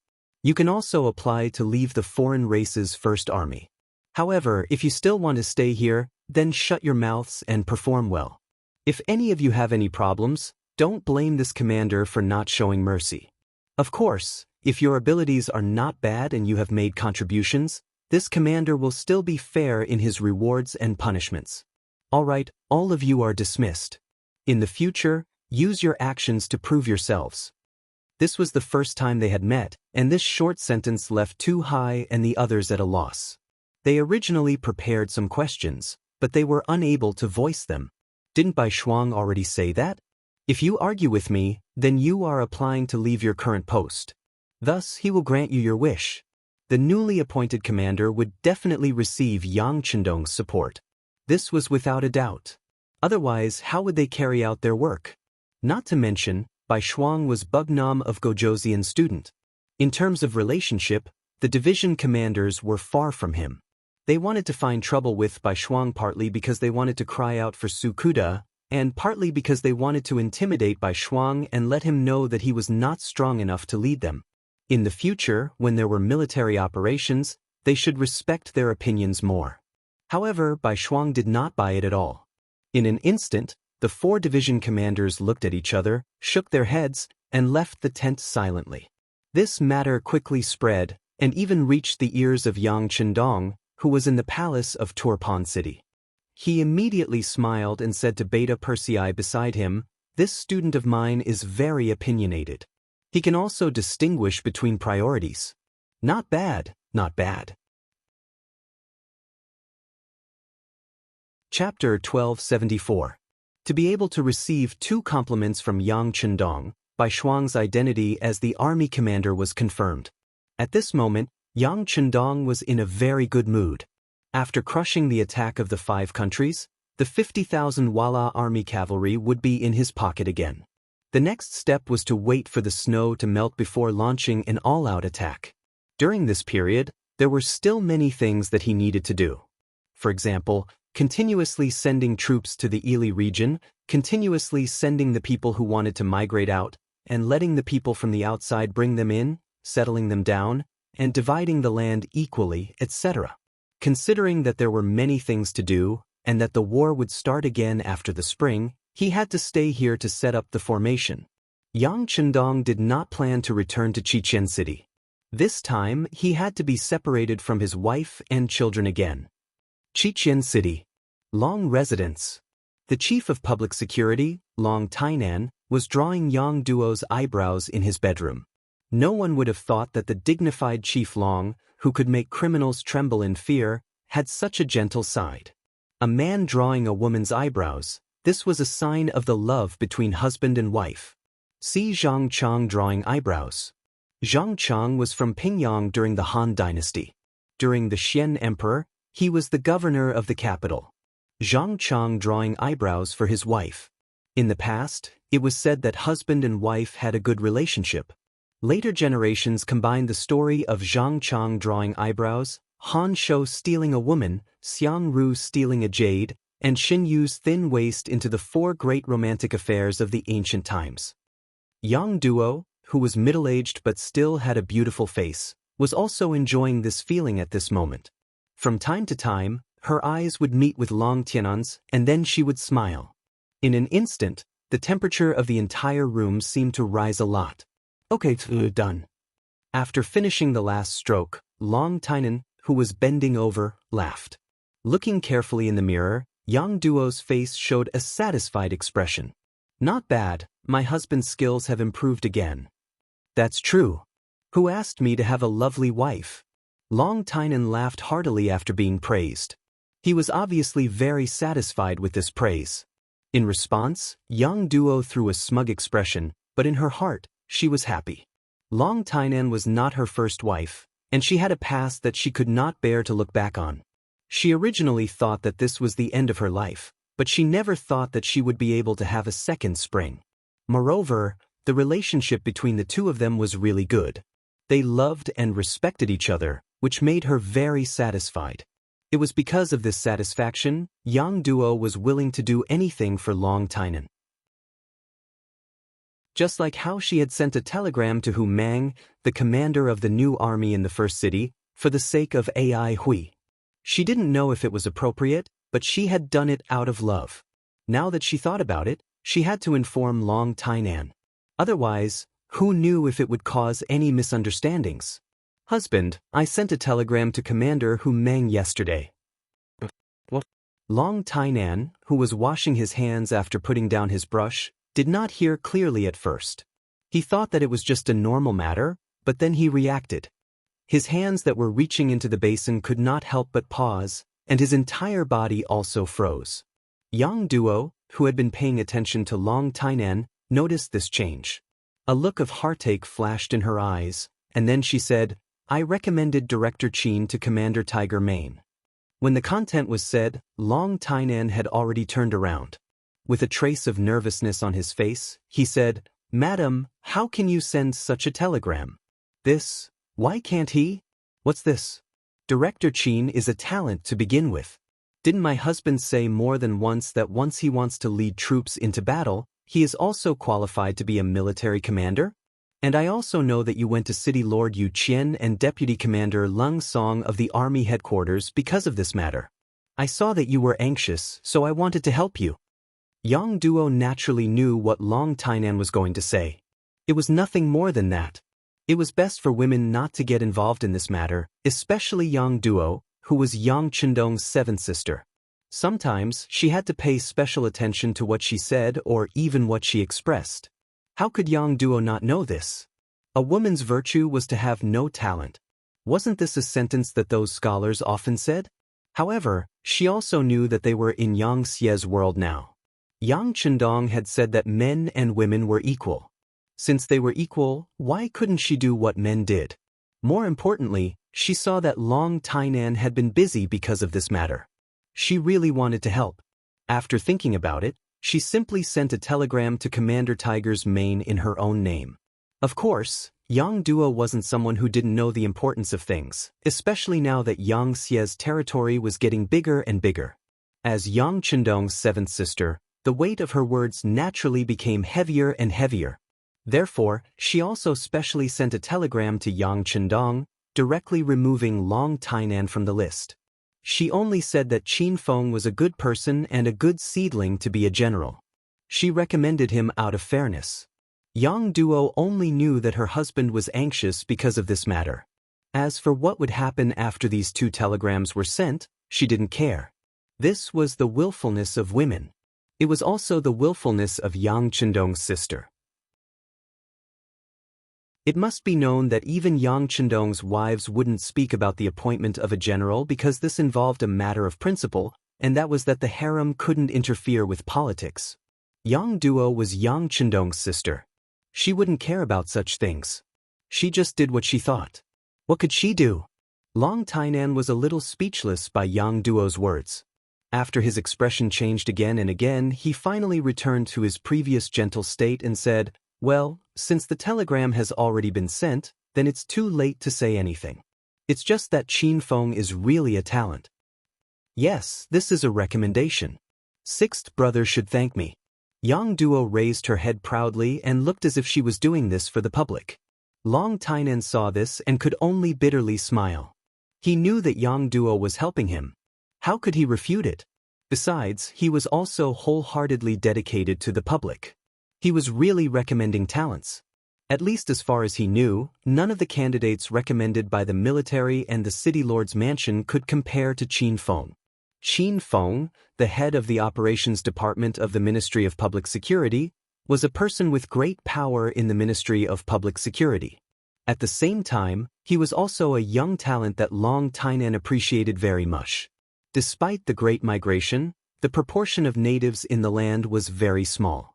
However, there were still some people who were unwilling to let the country die and did some small things in private. It was just that because the number of people was limited and the scale wasn't very large, It was naturally not good to send the nearby garrison to deal with this kind of movement. Therefore, this kind of thing was put on the Ministry of Public Security. This made them have an extra unit of the operations department in order to deal with these people who were always restless and would even use weapons to resist Yang Xie's forces. When it was first established, Long Tainan suppressed all the opposing opinions and entrusted Qin Feng, who was only 24 years old, with the heavy responsibility of becoming the head of the operations department. According to the military rank, he was directly given the rank of colonel. Facts also proved that this person didn't disappoint Long Tianan's expectations. In the past 2 years, dozens of big and small attacks eliminated many opposing forces under Yang Xie's forces, giving the people a stable society and space for development. For this, Qin Feng himself also made a lot of contributions and finally received the rank of colonel. This made him in the limelight in the Ministry of Public Security for a while, and he almost reached the height of Long Tainan, the chief. However, he was only less than 20 years old. With this kind of contribution, he couldn't be promoted in the Ministry of Public Security anymore. He couldn't give the position of chief to him.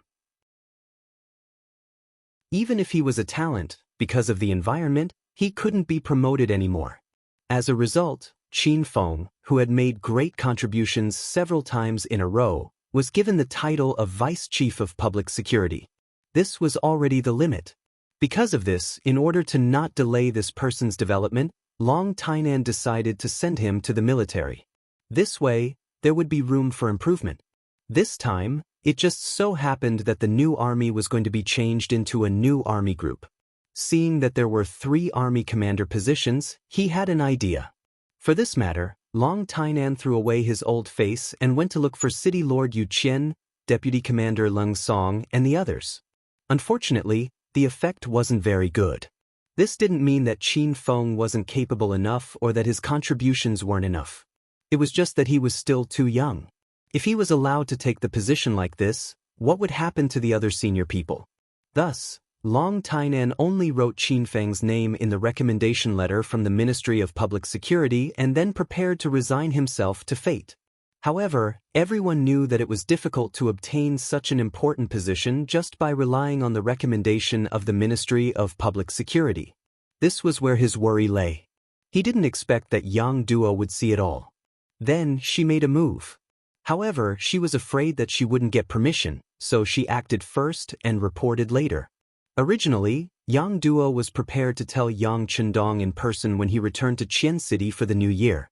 However, there was already news that the war in Qian City was tense and he might not return this new year, so she simply sent a telegram to express her intentions. Yang Duo didn't want her husband to worry too much. In addition, Qin Feng was indeed a talent, so she directly sent 2 telegrams in her own name. When the telegrams were received, Yang Chendong just glanced at them and put them aside. He casually said to Beta Persei, "My 7th sister is even recommending talents. Alright, go and check it out later and see who this Qin Feng is." After receiving the order, Beta Persei immediately nodded and went out to send telegrams to Yang Wu, who was staying in Qian City, and Yang San, who was the director of the security bureau. Since it was something that the young master was concerned about, it was not a small matter. In the beginning city, Tiger's Mane, who also received the telegram, revealed a helpless expression. The establishment of a new army was no longer a secret. With the help of the logistics commander, Yang Si, the soldiers had basically gathered, but the commander had not been completely decided yet.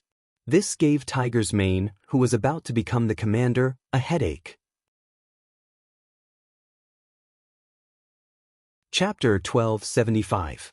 Facing the 3 commanders' positions, the various factions all scrambled to sign up, and there were more than 40 candidates. At this point in time, Yang Shi wasn't as weak as before. His territory was enormous, his population was numerous, and his level of wealth had already arrived at a state that no one could compare to. Because of this, many internal factions had appeared. At first, they just wanted to protect their own interests and strengthen themselves. As they won more and more battles, their territories grew bigger and bigger. Conflicts of interests were inevitable. Among them, a few major forces had enough foundation and could influence many decisions and policies without anyone noticing. The most powerful of these factions were the three factions. The first was the elder faction. For example, Tiger's Mane, the Yang family servants, and some important factory managers and founders. Even though there were not many of them, they all occupied important positions. The second was the Cold Front faction. This was the elite of the elite, equipped with the best weapons and the best soldiers. Their strength was unimaginable. The third was the Red Nest faction. They mainly developed in the rear, acting as the main camp and supporting the development of the army. As Yang Xie developed, it also developed itself.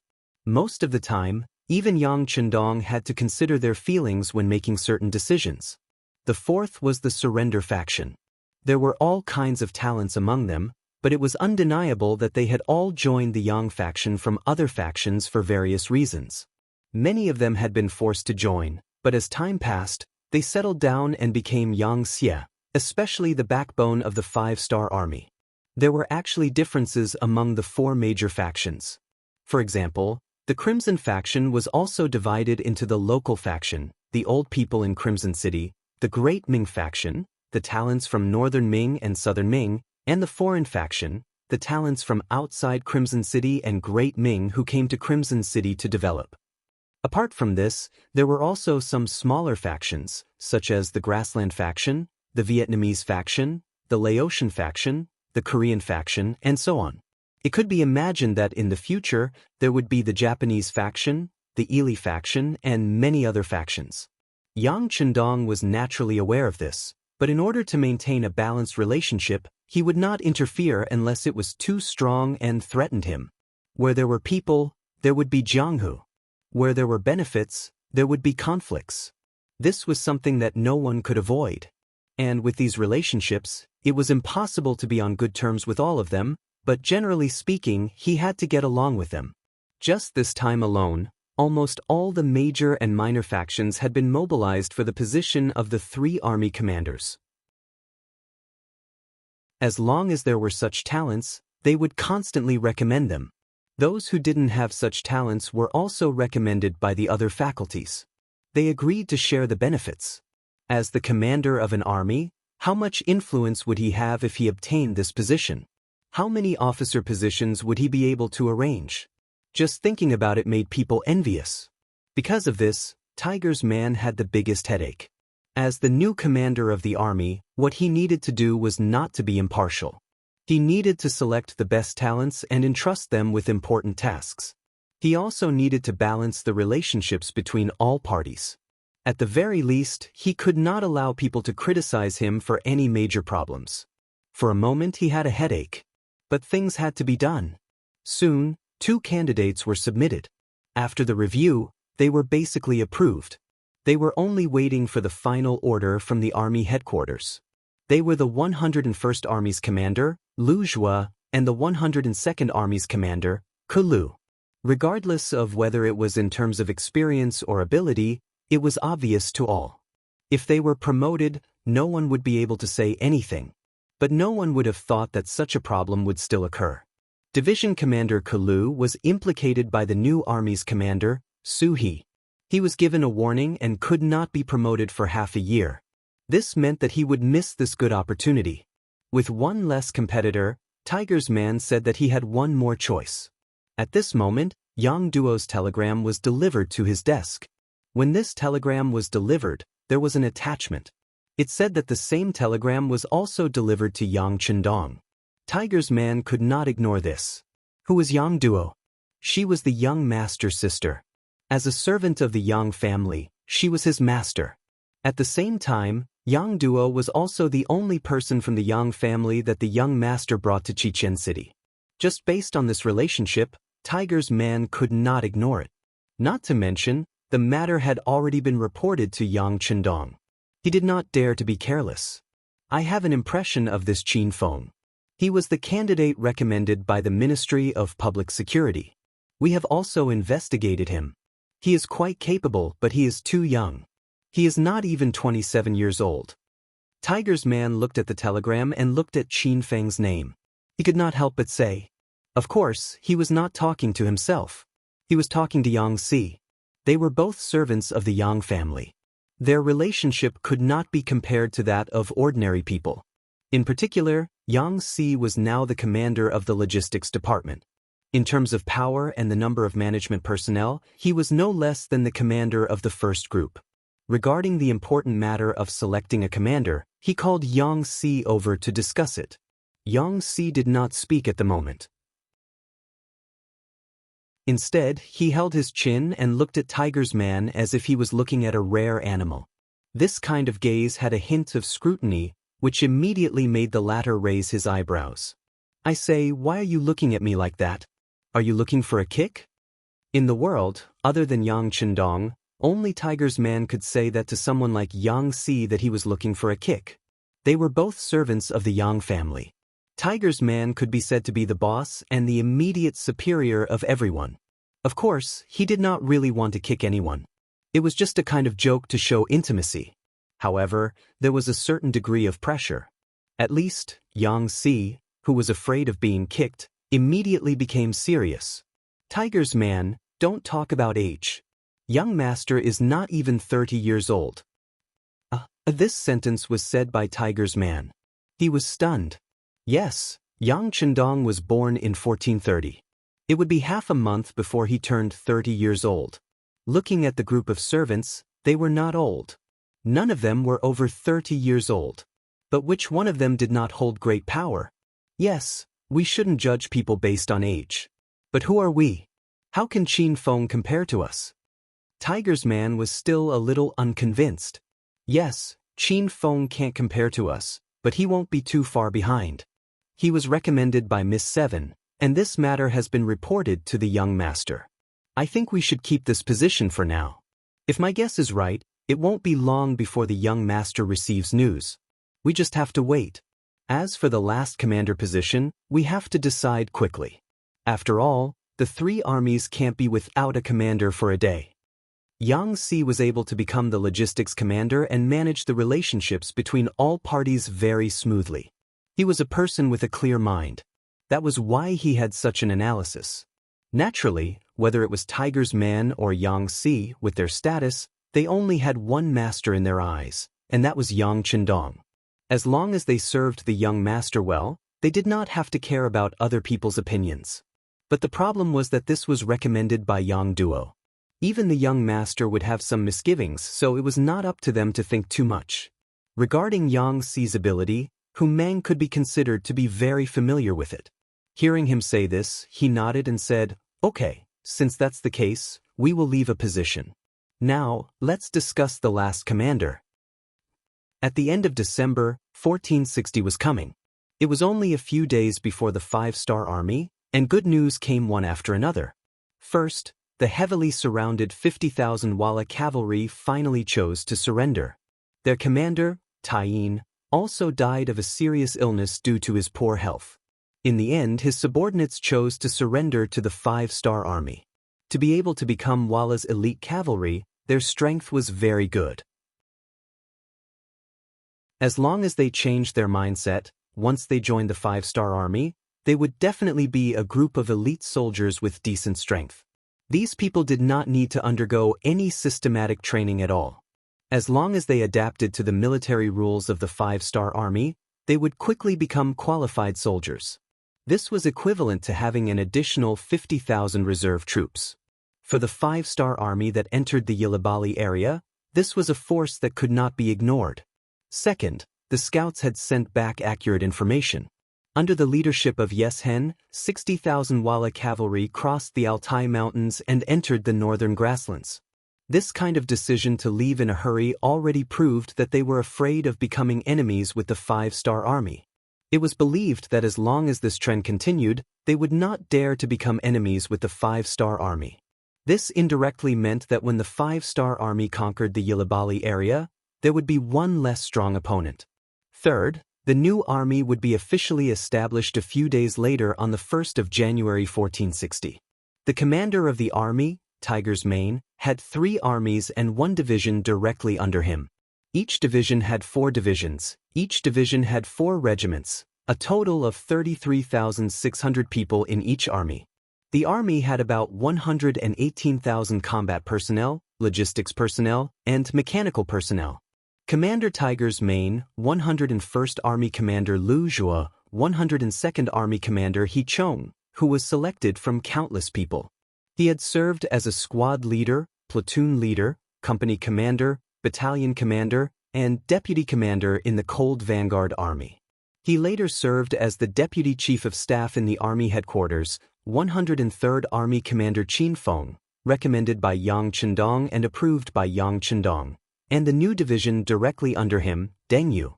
Fourth, the migration of 2 million people from the Yangtze provinces were entering the first city in batches. From there, they would gradually replace the people in the Yilibali area and become the new owners of the area. Everything seemed to be in order.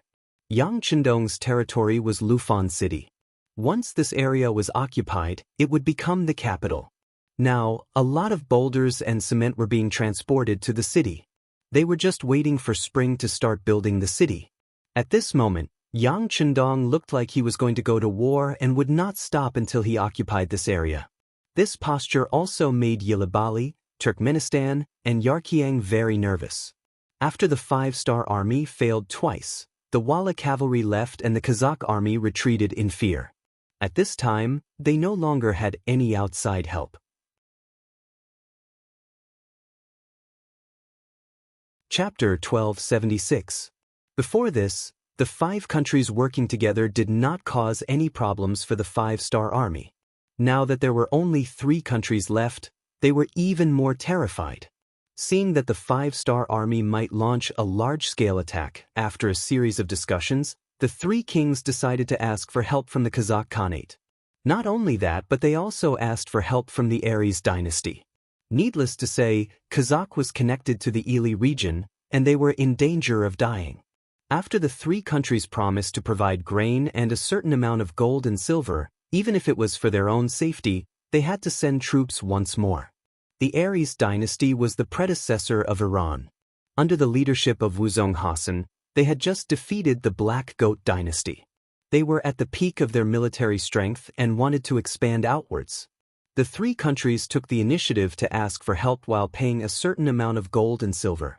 This was what Wuzong Hasan wanted, and they quickly came to a decision to send troops. King Hasan was born in a Turkmen noble family and believed in the Sunnis. He knew the Qur'an and was familiar with Turkic, Persian, and Arabic. He worshipped martial arts and was brave and smart. Since young, he had ambitions that were different from normal people. At this moment, he had just dealt with the Black Goat dynasty, and his strength was at its peak. The number of cavalry under him had reached 300,000. Raising these troops for nothing was a huge financial burden, but he could not find a suitable target to attack all of a sudden. Now that the 3 countries had sent themselves to his door, how could he not take it? Both sides agreed that after the Aries dynasty opened up, they would move towards the 3 countries and work together to fight the 5-star army. The year 1460 had finally arrived. During the new year, the various troops gathered here. Yang Chendong drank and chatted with the various generals in the palace. This was a rare gathering. Yang Chendong took the opportunity to adjust the deployment of the army and formulate a military plan for the annexation of Yilianli. This time, the higher-ups of the 5-star army who attended the banquet had 5 people. They were the 1st Cavalry Division's Tiger's Man, the new army's commander Su He, Shi Wanshan, the 1st Race's commander Bai Shuang, and the 2nd Race's commander Niu Duo. Apart from that, there was the Mongol Alliance Army's commander Narasong, 30,000 cavalry under him, the 4th Division Lung Feng, the Liaodong 1st Cavalry Division's Dai Kwa, and some other direct regiments. All in all, the 5-star army had gathered up to 200,000 troops. This did not include the 150,000 captives from the past few battles and the 100,000 reserve troops sent by Yang Si, the logistics commander of the first city.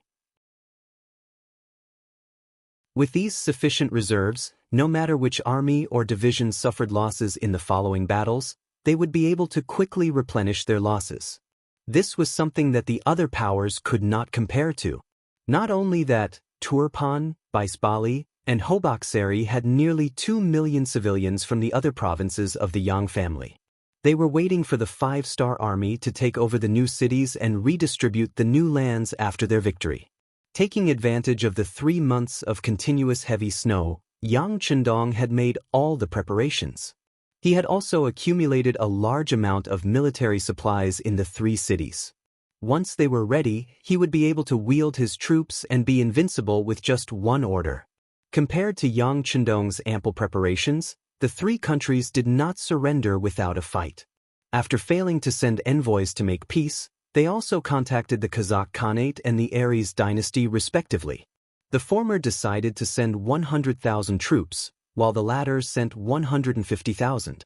If one added in the troops of the 3 countries, the total number was close to 1 million. Another huge war was unavoidable.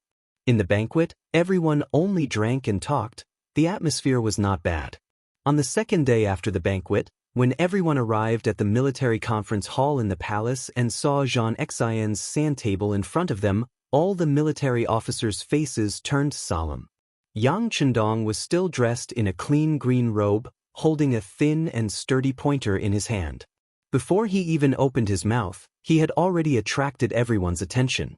Generals, our intelligence department received important news a few days ago. The Ili region, Turpan, and Yarkiang tribes have already secretly asked for help from the Kazakh and Aries dynasty.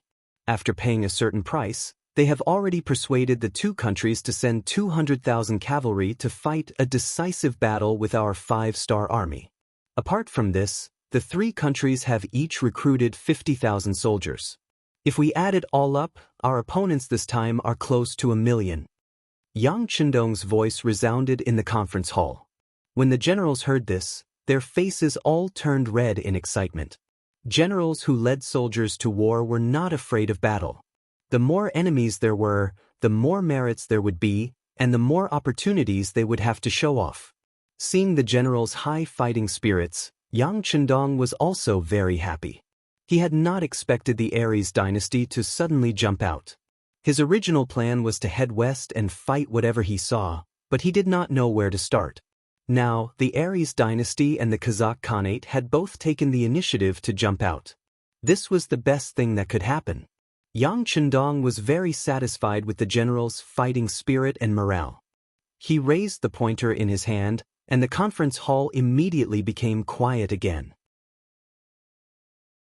This time, we only have more than 200,000 soldiers, and we have to face an opponent that is at least 3 times our number.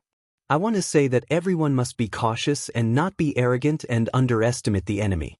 Of course, the fact is not that scary. We have already investigated.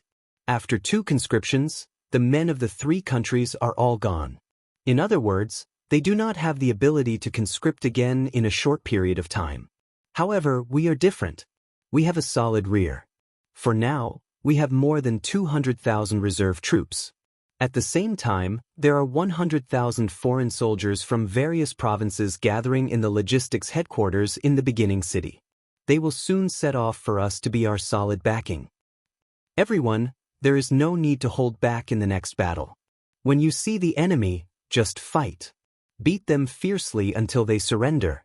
Beat them until they are convinced. As for the inevitable sacrifices in the process, I only want to say that no matter how much you lose, you will be replenished. If a battalion is wiped out, you will take another battalion. If a division is wiped out, you will take another division.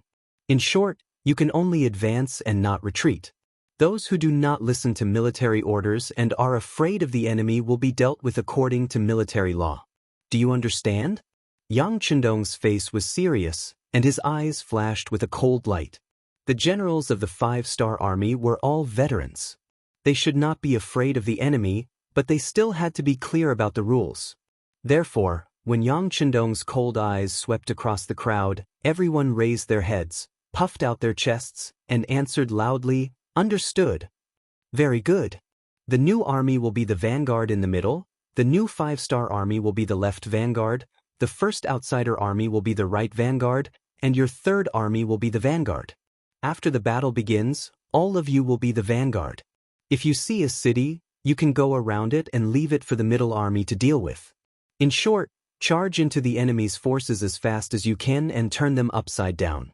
Lung Feng's 4th Division, the 1st Cavalry Division, the Mongol Alliance Army, and Liao Dong's 1st Division, Dai Qua, will be in the middle army with me. While supporting the vanguard, you will be in charge of attacking the enemy's cities.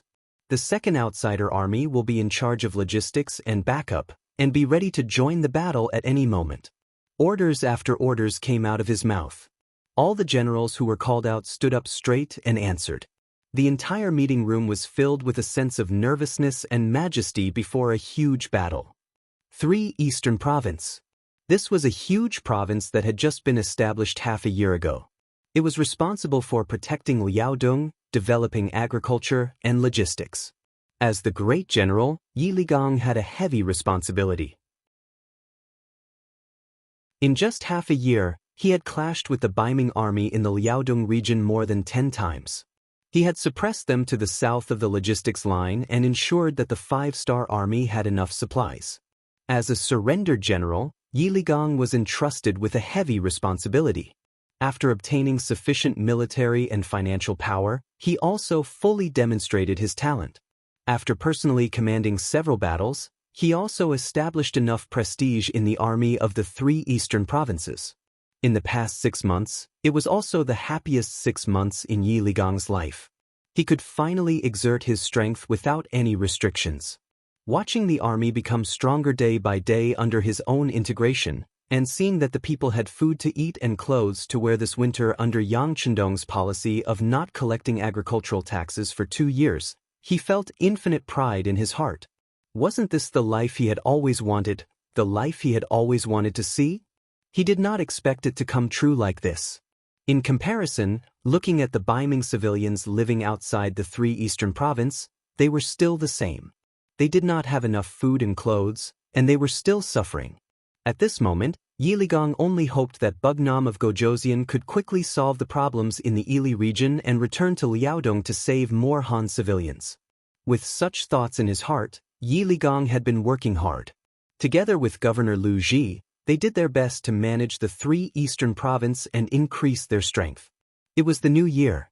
After Yi Ligang paid a visit to Governor Liu Ji in the morning, he returned to his own residence and celebrated the arrival of the new year with the people in the Yi residence. He firmly believed that each year in the future would be better and stronger than the previous year. However, just as the entire residence and city was celebrating, an uninvited guest suddenly appeared outside the Yi residence. Under the lead of the unattractive butler, he came to Yi Ligang's study room.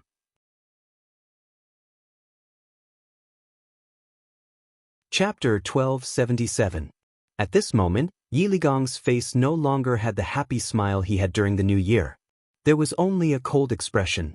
Especially after the person was brought in front of him, he said with a frosty expression, "I really didn't expect that Tongji Dai would travel thousands of miles to come to our remote place during the new year. He really put a lot of thought into this." Standing across from Yi Ligang was the Baiming embroidered uniform guards commander, Dai Qing. Dai Qing and Yi Ligang were old acquaintances. In the past, Dai Qing was a small official in the embroidered uniform guard in the new Gandusi district. Later on, he went to the capital. However, he didn't expect that when he came back, he was already a lower third-rank official. Hearing Yi Ligang's words, Dai Qing's face was filled with displeasure. He was a member of the embroidered uniform guard. During the Great Ming Dynasty, regardless of whether it was the nobility or the ministers, or the commoners, their faces would change at the mention of his name. In the past, Yi Ligang was only an insignificant commander. Seeing him, not only was he not afraid, he even dared to mock him. This made Dai Qing's face very uncomfortable. Following this, he didn't wait for Dai Qing to invite him and found a place to sit. "You can leave first." Looking at the housekeeper standing outside the door, Yi Ligang lightly waved his hand.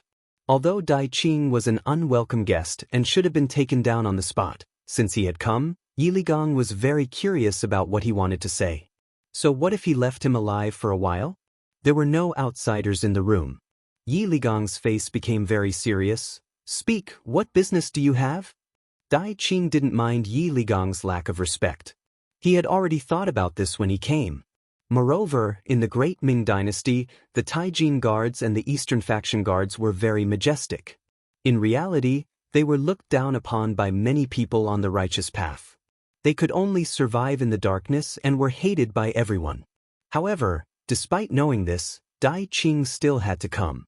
This was an order from above. If he didn't come, there was only one path left, death. If he came, perhaps there would be a glimmer of hope. General Yi, let's not beat around the bush. This time, I came on the orders of the emperor to persuade you to turn back. Oh, that's right, I have a letter that eunuch Gao wrote for you. As he spoke, Dai Qing reached into his bosom and took out a well-wrapped letter before handing it over. The so-called Gao Gonggong was the supervising eunuch of the Baiming Imperial Horse Directorate, Gao Rang. He was also a eunuch with a high position and power.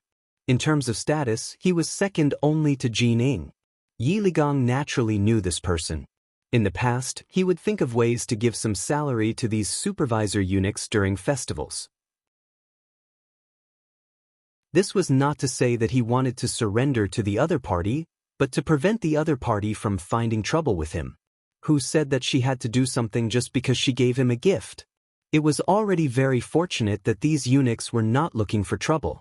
Since the other party had written a letter, Yi Ligong opened it with the thought that there was no harm in reading it. He had even thought that he would definitely turn these letters in when he returned. At this time, his heart was completely focused on Yang Xie. Seeing that the people had already seen the hope of a better life, he would not allow anyone to destroy or take back all of this. Yi Ligong held a firm belief in his heart, but after reading this letter, his expression changed again and again. At this time, he was no longer as full of confidence as before.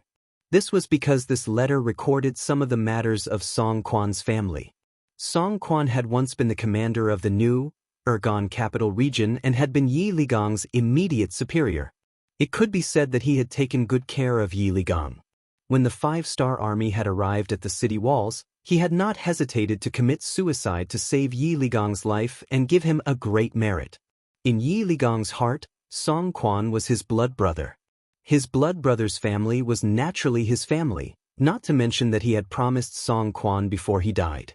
Not to mention that Yi Ligong did not have a family now. Even if he did, if someone threatened him like this, he would not be moved at all. In his heart, there was always a balance. But if it was Song Quan's family, it was very different. He was willing to die for this promise. From this letter, it could be seen that Song Quan's family had been threatened by Gao Rang, or even deeply. If he did not agree to the other party's request, he was afraid that the family would not have a good ending. With the usual style of the embroidered uniform guard, there was no need to say anything about not harming the family. Yi Ligong's expression changed again and again. At this moment, he was somewhat out of his wits. When Dai Qing saw this, a gloomy smile flashed across his face. In this world, everyone had a weakness, and the embroidered uniform guard were people who were good at finding this weakness. Now, he was even more certain that this mission should not be difficult to complete. At this moment, in an adjacent alley outside the Yi residence, the figure of the Yi residence's housekeeper appeared. After making a few turns, he arrived in front of a small courtyard and gently knocked on the door. Then, the door opened and the figure flashed in. Yi Ligong did not know where the housekeeper went, but at this moment he did not care at all. After carefully reading the letter 3 times, he suddenly raised his head and looked at Dai Qing with a fierce gaze. He said, "What do you want?" This was a negotiation. Dai Qing's face showed a happy expression. He clasped his hands and said, "General Yi, you are the pillar of our Baiming army. You must understand the principle of a fine bird choosing a tree to nest in. This time, Eunuch Gao wants you to know the way back and lead the army back to Baiming's embrace. As long as General Yi does this, the emperor will be very happy. At that time, a high position and a good salary will be just around the corner." Dai Qing pretended to congratulate Yi Ligong, as if Yi Ligong was about to soar to the top. But Yi Ligong did not dare to believe a word of this. What emperor's expectation? All of this should be Gao Rang's doing. Using the son of an old friend to threaten people, such a trick could only be done by the embroidered uniform guard and the East faction. But knowing this, how should he choose? If he agreed, he would violate his oath and life goal, and he would betray Yang Chendong's trust in him. If he did not agree, he would betray the dead Song Quan. It was a dilemma, and he could not make a decision. Dai Qing looked at Yi Ligong's hesitation and did not mean to urge him. He was a eunuch with a certain degree of cultural foundation and knew that more haste, less speed. This time, he came to put pressure on the other party and did not expect to force the other party to speak. This time, he mainly came to inform the other party. He believed that after some time, he should know what to choose. Okay, the letter has been delivered. I will come back in 3 days. At that time, I hope General Yi can think clearly and make the wisest decision. Goodbye. Dai Qing also knew that this was the territory of the 5-star army. It would be inconvenient for him to stay here for a long time. He did not wait for Yi Ligong to speak and turned to leave after saying this. Just like when he came, Dai Qing deliberately wore a cotton hat. It was a common thing to wear in the cold 3 northeastern provinces, but it could better cover his face. When he walked out of the Yi mansion, he intentionally looked left and right. When he did not find anything out of the ordinary, he walked away with large strides. To be able to become a member of the embroidered uniform guard, he had undergone a certain amount of harsh training. To be able to become a lower 3rd-rank official like the commander, Dai Qing's skills were not bad. However, what he didn't know was that there was always someone stronger. In terms of skills, the people of the 5-star Army's intelligence bureau were not much worse than him. Especially the people of the action team, their abilities were not weak. Just as Dai Qing thought that he had left the Yi residence without anyone noticing and was heading towards the place where he had landed, a commoner carrying firewood was following him from a distance. After following him for 3 streets and seeing him enter an inconspicuous courtyard, he quickly turned around and headed back the way he had come. Not long after, the firewood seller appeared in front of the Yi mansion's housekeeper and another young man.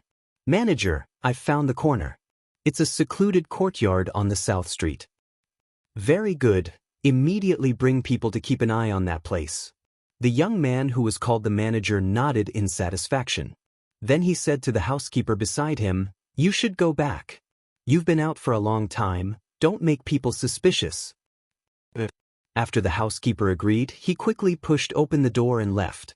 The manager's eyes flashed with a light. After standing there for a while, he turned around and walked into the depths of the courtyard. Yi Ligong probably didn't know that when Yang Xie gave him this mansion, including the housekeeper and servants, there were many spies. It was still the same saying, don't doubt the people you use, even if you suspect them, use them. Originally, Yi Ligong didn't have a family. His parents and brothers were no longer around. For such a person, how could he not take any precautions when he could use him?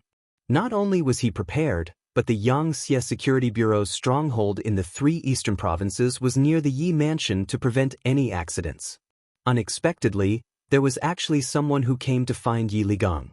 Although the housekeeper didn't know the identity of the other party, the words Dai Tongji already exposed a lot of problems. At the very least, this person wasn't a Yang Xie person. From his official position, it was very likely that he was a Baiming official. The manager's surname was Ning and his name was Gang. As the highest-level existence of the Security Bureau in the 3 eastern provinces, his main purpose was to find out some military information about the Baiming army and to become enemies with the brocade gown guards. Yang Chendong had never been careless about the brocade gown guards. To be able to become such a notorious existence, whether it was in history or movies, was enough to prove their influence and destructive power. It was because of this that Yang Chendong had long ago entrusted the Wolf Fang Special Forces to send instructors to the Security Bureau and the CIA. A real intelligence officer should be proficient in both the pen and the sword.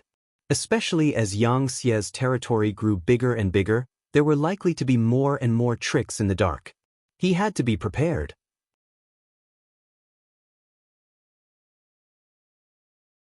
Chapter 1278. Money and manpower were Yang Chendong's biggest advantages. Whether it was the Security Bureau or the CIA, they had developed strongly over the years, and many outstanding talents had emerged. Ning Gang was one of them. He graduated with excellent results in the graduation examination and stayed with Director Yang San for half a year. After his vision and thinking had been greatly improved, he was finally demoted and became the intelligence director of the Security Bureau in the 3 eastern provinces. Previously, he had sent people to obtain some military information about the Baiming army through various means. Once, he was even praised by the higher-ups. However, he had never fought with his old rival, the brocade-gowned guards. So, many of the things he learned could not be used. Now that they had finally appeared, Ning Gang was very excited. Ning Gang, who had studied systematically, knew that it was oftentimes like this that he had to remain calm. When he thought of Director Yang San's calm choices in the face of various situations, he forcibly suppressed the urge to arrest them. The founder of the Security Bureau was, without a doubt, Yang Chendong. He had performed many similar tasks in his life and was familiar with this aspect. He selected some selected training, improved it, and handed it over to Tiger's man. Later, Yang Chendong was promoted by the deputy director and learned a lot from Yang Chendong. It could be said that he had completely inherited the mantle.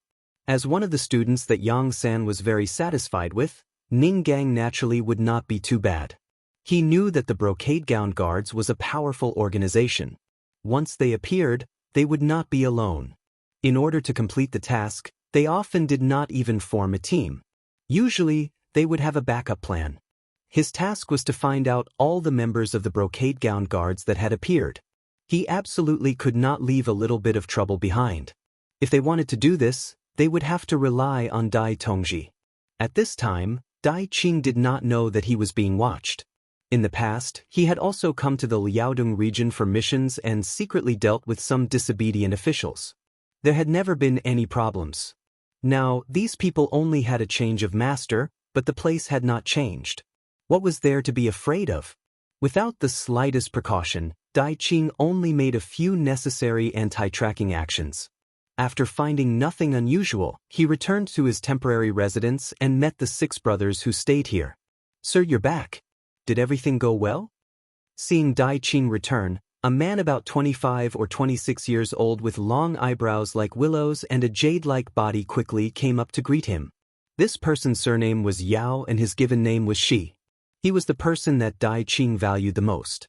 No matter where he went, Dai Qing would bring him along.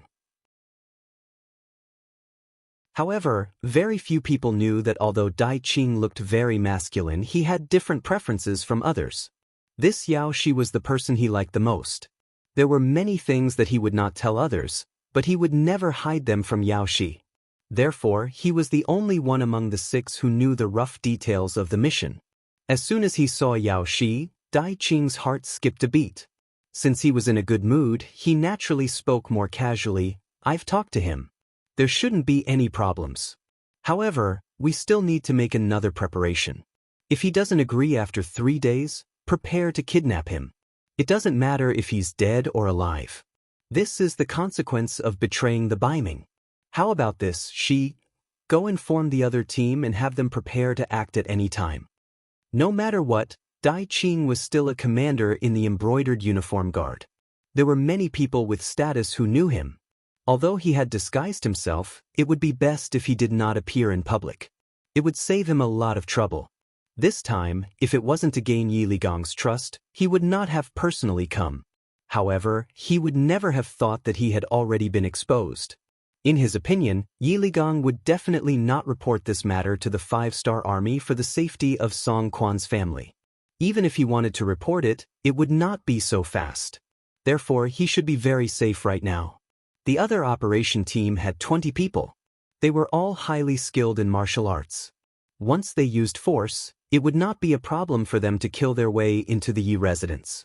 However, only Dai Qing and Yao Shi knew about the existence of this small team.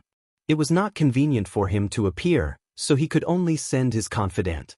"Be careful on the road. This is Bugnam of Gojoseon's territory." Although he did not think there would be any safety issues, Dai Qing still reminded Yao Shi. "Yes." Yao Shi agreed with a smile.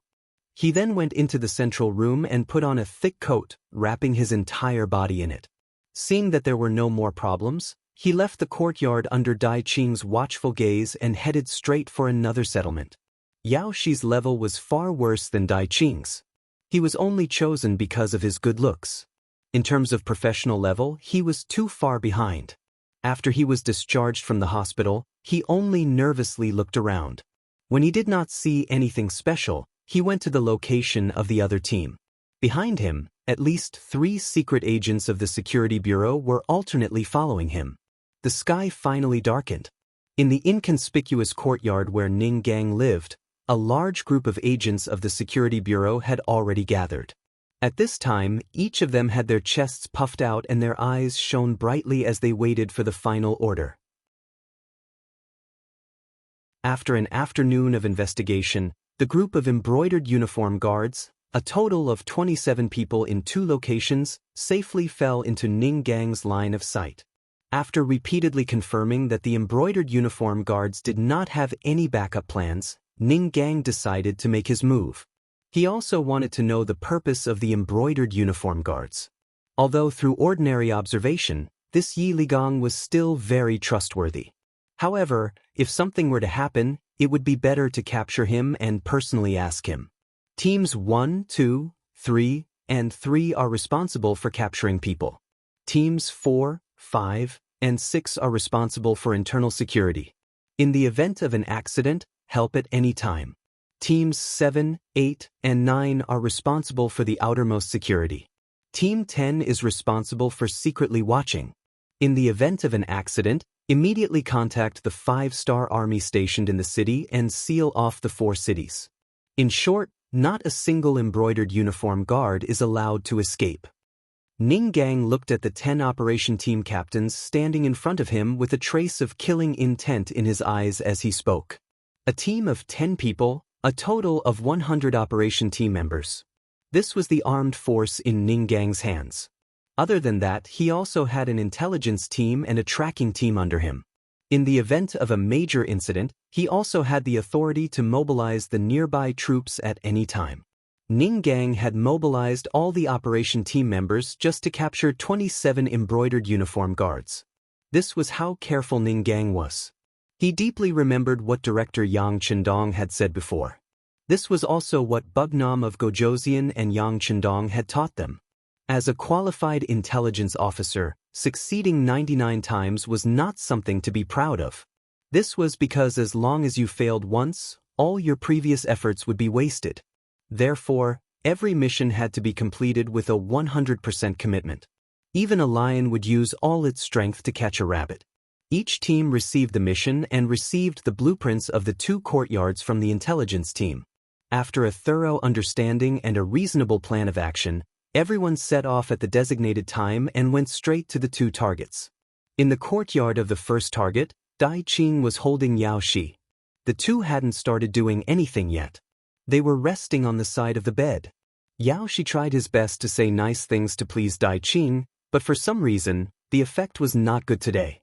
His backer, who was also his direct superior, was always absent-minded. This was the fundamental quality of a special agent.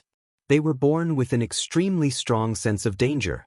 For some reason, after dinner, Dai Qing always felt his heartbeat become unstable, as if something big was going to happen. But no matter how he thought about it, he couldn't figure it out.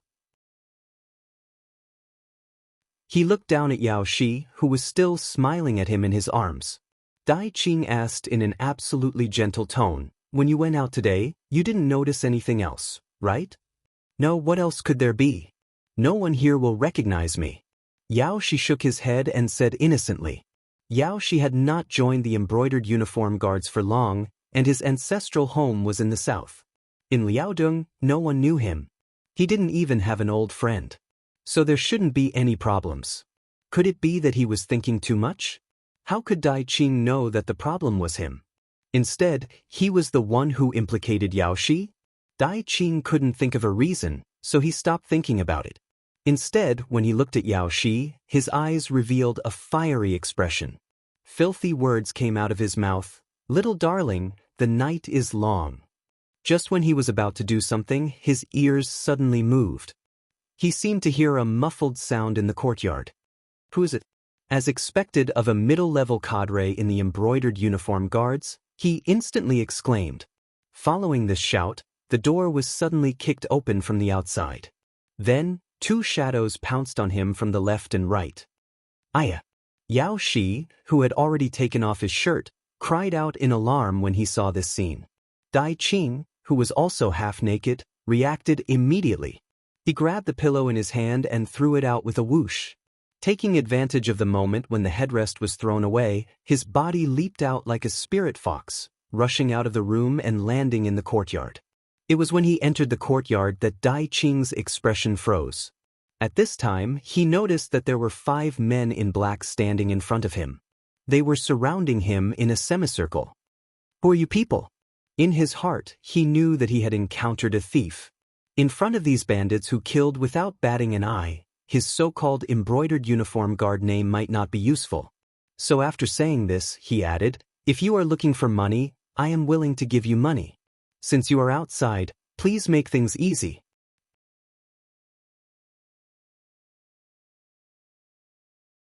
Chapter 1279. Cut the crap. Capture him. I want him alive. The leader of the 5 people was Ning Gang. He was worried about the situation here, so he personally led the team here. At the same time, this was his first time dealing with the Imperial Secret Service, so he wanted to test the other party's strength. When the 4 team members beside him heard the supervisor's words, they rushed forward without another word. However, in order to capture him alive, they abandoned their weapons and rushed forward with their bare hands. What a good Dai Qing! Facing the 4 people rushing at him with a half-naked body, he was fearless. His fist was like the wind as he met them head-on. With a dull thud, the operation team member staggered back 3 steps, revealing an opening. With one punch, he forced an operation team member to retreat. However, Dai Qing's expression also froze.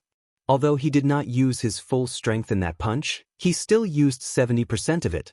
He originally thought that he would be able to send the person flying, but he only retreated 3 steps.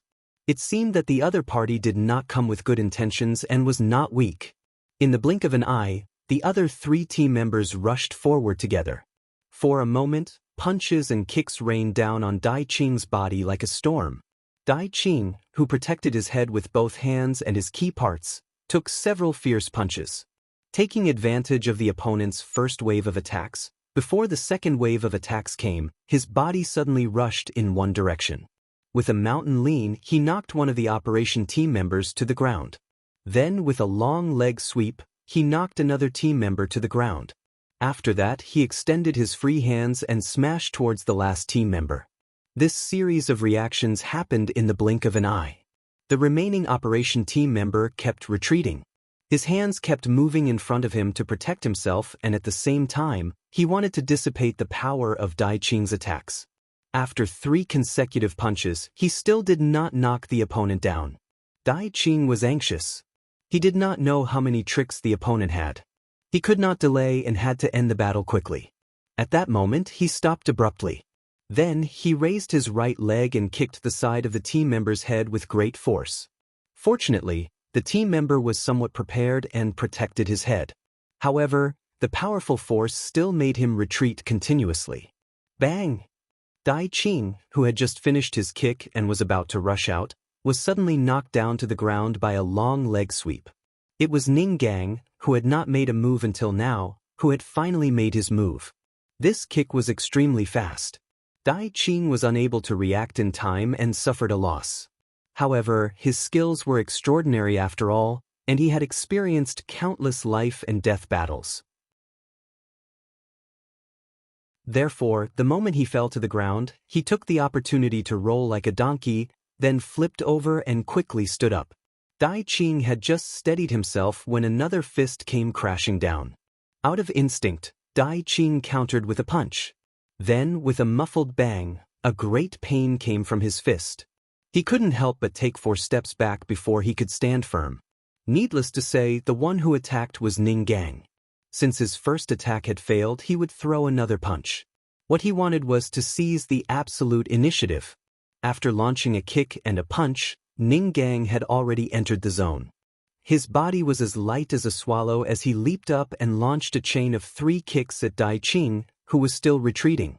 Tong tong tong, there were several fierce attacks. When Dai Qing felt that both his arms were in so much pain that he couldn't even lift them up, he suddenly felt a pain in his legs. It was still a long leg sweeping attack. Once again he was hit and fell to the ground. After falling to the ground twice in a row, Dai Qing's body was no longer as nimble as before. It was impossible for him to stand up in a short time. Taking advantage of this time, the 4 action team members who were repelled by him before pounced on Dai Qing, who was on the ground, like fierce tigers. Soon, his limbs were pressed firmly and he could no longer move.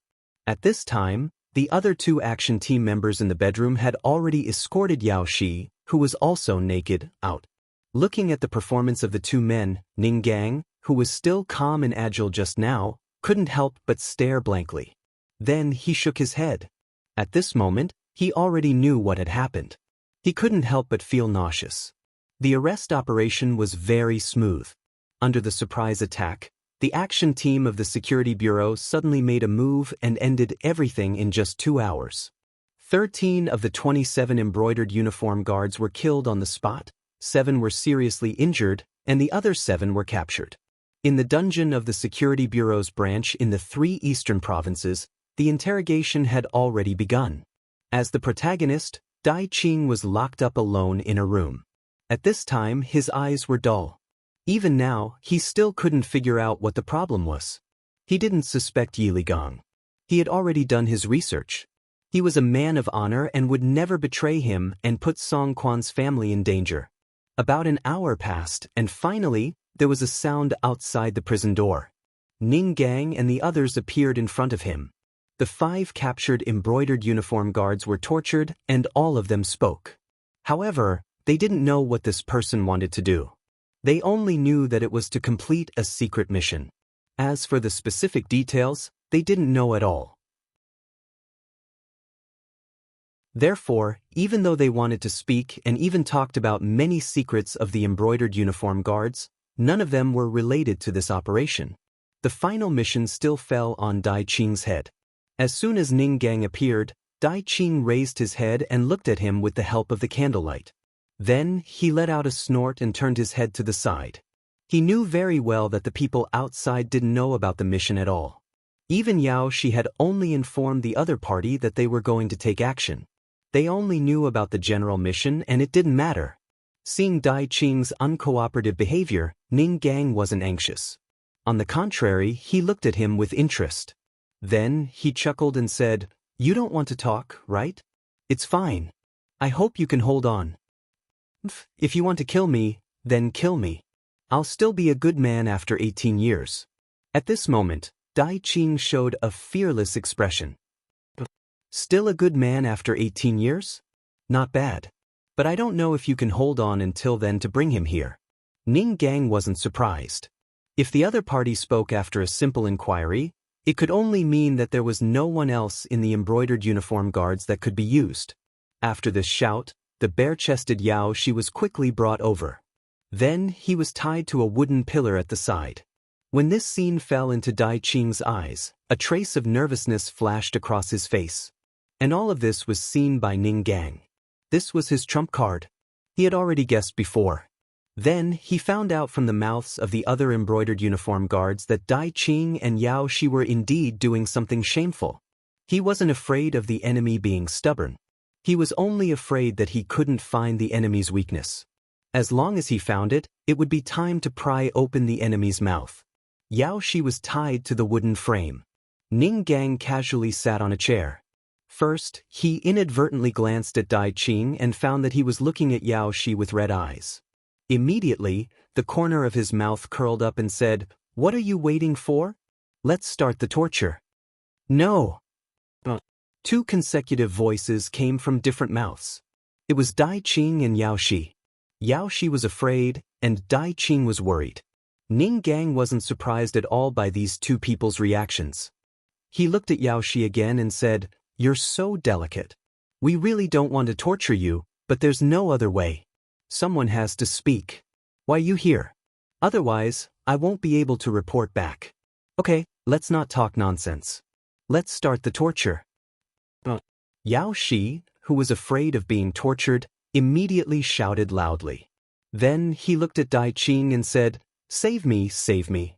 Didn't you say that you love me very much and are willing to give up everything for me?" If these words were said by a woman to a man, everyone would be able to accept it. After all, love between a man and a woman was a very normal thing. But when it came from a man talking to another man, no matter how handsome the man was, it made people feel a sense of disgust. At this moment, not to mention Ning Gang, even the other people participating in the interrogation hurriedly looked to the side. Obviously, they couldn't accept the reality in front of them. However, at this moment, Dai Qing didn't feel uncomfortable at all. On the contrary, he looked at Yao Shi affectionately with a look of struggle in his eyes. Next, Yao Shi shouted loudly, but Dai Qing didn't speak. He just looked conflicted and reluctant. It's time to add fuel to the fire. Ning Gang thought so in his heart. Then he said to the torture staff, "What are you waiting for? Since there are people who don't care, let's start the torture." A burly man agreed. Then he raised his right hand and twisted the whip in his hand. When he saw that the whip was about to fall, Dai Qing, who had been silent, couldn't help but shout, "Don't hit, I'll talk, hit the snake where it hurts." However, no one would have thought that Dai Qing's weakness was actually a man.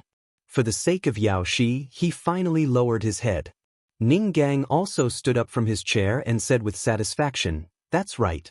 Well, tell me about your mission here." Dai Qing, who had been wronged, naturally cooperated fully. He told the whole story of how he received the order from eunuch Gao Rang to persuade Yi Ligong to rebel. It turned out that what happened in Liaodu had made the acting emperor very angry. If they had only lost to the 5-star army in the war, it wouldn't be a big deal. After all, who would only win and not lose in a war? However, he was angry about the performance of the officials, especially the generals, who were originally from New Ergon. Didn't they say that martial artists valued righteousness and scholars despised each other? But why did so many generals and commanders choose to surrender? He couldn't figure it out. At the same time, he decided to punish these people. Otherwise, wouldn't everyone follow suit in the future?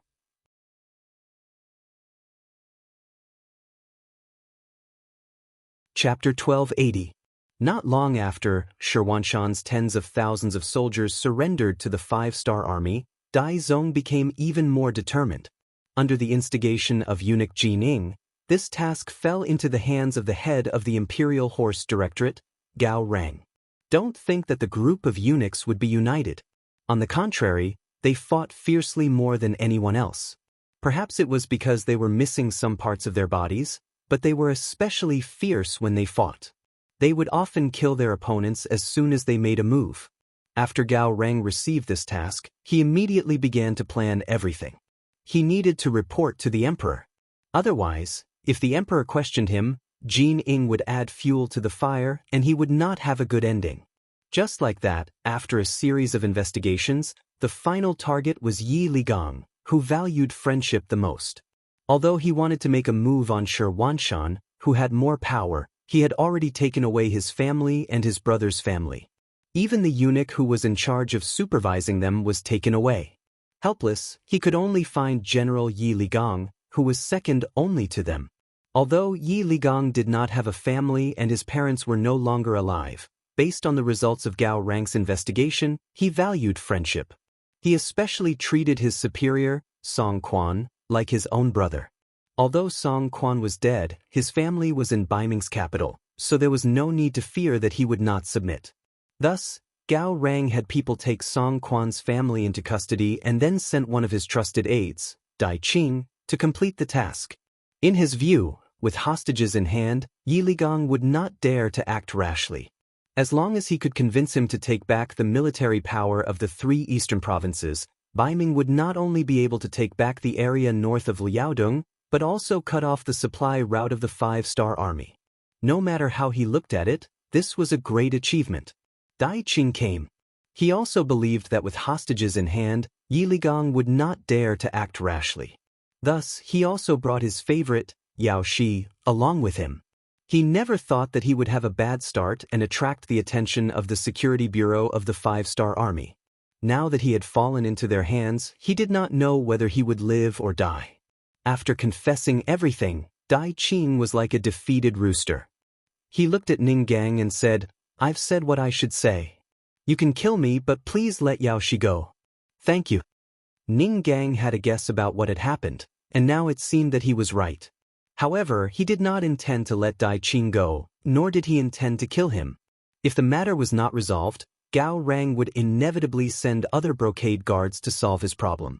This time, it was due to the other party's carelessness that he was easily discovered. But what about the next time? What about the next time? He couldn't be so lucky every time, right? In order to solve this problem once and for all, there was only one way, which was to rescue Song Quan's family and send them to General Yi Ligang. This was the perfect ending. In order to accomplish all of this, it ultimately fell on Dai Qing's shoulders. In the capital of Baiming, the Security Bureau also had secret armed forces, and there were spies in some key departments. It was not difficult to rescue a few people, but the difficult part was where Song Quan's family was. In the huge capital, there were more than 1 million people. If there were no clues, it would be quite difficult to find them. If they were not careful, they might alert the enemy and mess things up. In order to find out where the people were being held, they could only start from Dai Qing. "Dai Tongji, do you know where Song Quan's family is being held?" Ning Gang, who wanted to find out all of this, asked. "Don't call me Tongji. Just call me by my name. I'm now a prisoner. As for where they are being held, I don't know. I just received a mission to inform General Yi Ligang." Dai Qing shook his head and said all of this as expected. Ning Gang did not suspect that Dai Qing was lying. After all, he had said what he should, and there was nothing to hide. In other words, if he wanted to know where Song Quan's family was being held, he had to think of another way. However, Ning Gang did not want to go through so much trouble. He stared at Dai Qing and said, "If I let you go, do you have the confidence to find where Song Quan's family is being held when you return to the capital?" Hearing that he could be released, Dai Qing's heart skipped a beat. However, when he thought about how he had answered so many questions, even if he escaped now, eunuch Gao Rang and the embroidered uniform guards would not spare him. Their family rules were very strict. "I don't have confidence. The capital is too big. Finding a few people, especially a few people who are deliberately hiding, is harder than ascending to the heavens." "Then what if this is General Ye's intention?" Ning Gang continued to ask. "General Ye's intention?" Dai Qing said with some confusion. "Yes, it's General Ye's intention. If General Yi wants to see Song Quan's family first to make sure they are fine, then he will talk to you about surrendering. With such an excuse, do you have the confidence to see Song Quan's family?" Ning Gang's brain worked quickly, and he quickly thought of a way to solve the problem and a possibility. Dai Qing thought about these words and imagined the possibilities, but in the end he shook his head and said, "I'm afraid it's still very difficult. I may be able to see one person, but I won't see everyone. Moreover, eunuch Gao is suspicious by nature. He won't let me see the Song family's hiding place casually. Speaking of which, I'm just one of his trusted aides, not his confidant." Dai Qing's meaning was very obvious. That was, Gao Rang still couldn't fully trust him. He wouldn't reveal all his cards in such a matter. Ning Gang did not expect this, but it was normal. If he really was a trusted subordinate, he wouldn't have sent Dai Qing to handle such a dangerous matter. After thinking it through, he was not discouraged. Instead, he continued to ask, "Based on your understanding of Gao Rang, which confidant might know where Song Quan's family is being held?" After thinking for a while, Dai Qing listed 3 names and said, "The 3 of them are eunuch Gao's absolute confidants. He can't do this kind of thing himself. He will only give it to one of them. As for who it will be, I can't say for sure." That's enough. Hearing that he could narrow down the target to 3 people, Ning Gang's face lit up. Originally, Yang Chendong had asked about the placement of Song Quan's family. However, Baiming's capital was not within Yang Xie's sphere of influence. It was not possible to find out among millions of people with great fanfare, so this matter had been suppressed. But now that there was a clue, Ning Gang would not give up. As long as he kept a close eye on these three people, he would not have to worry about not being able to find them. The only way to solve this problem was to bring all of Song Quan's family members to Yi Ligang's side. A rough plan quickly formed in Ning Gang's mind. When he looked at Dai Qing, he said bluntly, "Dai Qing, your chance to perform a meritorious deed has come. As long as you follow my arrangements, I will not only guarantee your safety when you return to the capital, but you will also receive a reward when you complete the mission. When the time comes, you and Yao Shi can go wherever you want." The world is vast, but all is imperial land. Hearing this, Dai Qing shook his head. He thought that this was completely bewitching words. But before he could refuse, Ning Gang interrupted. "Wrong. In the world, Bugnam of Gojoseon's territory is not smaller than Baiming's. In fact, it is even larger than Baiming's territory. As long as you complete this mission, I can immediately give you and Yao Shi an identity card that belongs to Yang Xie. When the time comes, as long as you are in Yang Xie's territory, you can go wherever you want. At that time, you can live a carefree and unfettered life with a concealed identity.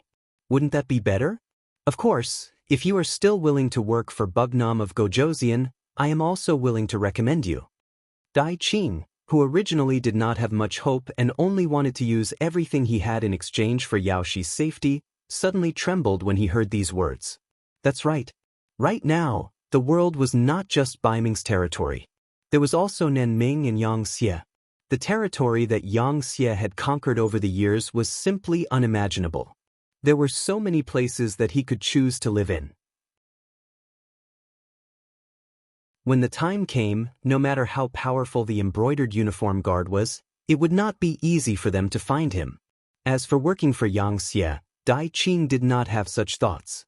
Ever since the day he joined the embroidered uniform guard, he thought that he would never be able to leave.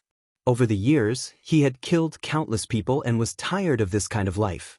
Now that he had a new beginning, how could he return to this kind of life? Okay, I only hope that after this matter is completed, you can let me and Yao Shi leave and let us go to a new place to start anew. Dai Qing did not dare to hope for a reward. As long as he could keep his life, he was already very satisfied. Although he did not manage to persuade Dai Qing to join the security bureau, Ning Gang was not disappointed. As Yang Xie grew stronger and his territory became wider and wider, there would be plenty of talents in the future. At that time, it would not be you who begged others to join, but others who begged you to join. Finally, Dai Qing was persuaded. But for the sake of safety, Yao Shi did not leave with him this time. Only he was allowed to leave the Jianzhou left guard. Later, after the secret agents of the security bureau in Baiming and Jingming received the telegram, they kept an eye on Gao Rang's 3 confidants and made preparations. In the end, they found all of Song Quan's family members. What happened next was much simpler. The people were suddenly taken away by the security bureau. Then they left the capital through a secret channel and went to Shur City. In April next year, they arrived at the Jianzhou left guard. When they suddenly appeared in the Yi mansion, Yi Ligang was completely shocked. Originally, he had been waiting for Dai Qing to show up again. He had already thought that as long as Dai Qing dared to appear again, he would take him down and send him to the governor, Lu Ji, to prove his loyalty to Bugnam of Gojoseon and the 5-star army. Next, he would commit suicide to thank Song Quan for taking care of him. But he did not expect that after waiting for so long he would get such a result.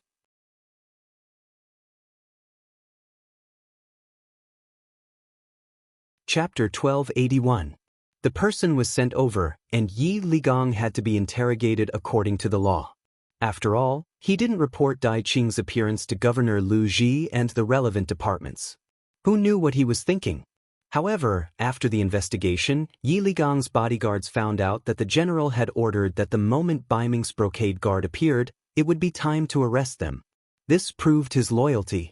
After reporting to Yang Chendong, Yi Ligang was released without charge and returned to his position as the general of the eastern 3 provinces. As for Dai Qing, he completed his mission very well and brought over a member of the Song family. Ning Gang also fulfilled his promise. Not only did he release Yao Shi, but he also gave them identification documents that could be used in Yang Xie's territory. He also gave them 10,000 taels of silver for their living expenses. This was enough for them to live a carefree life. Dai Qing was so touched that he knelt down to thank him.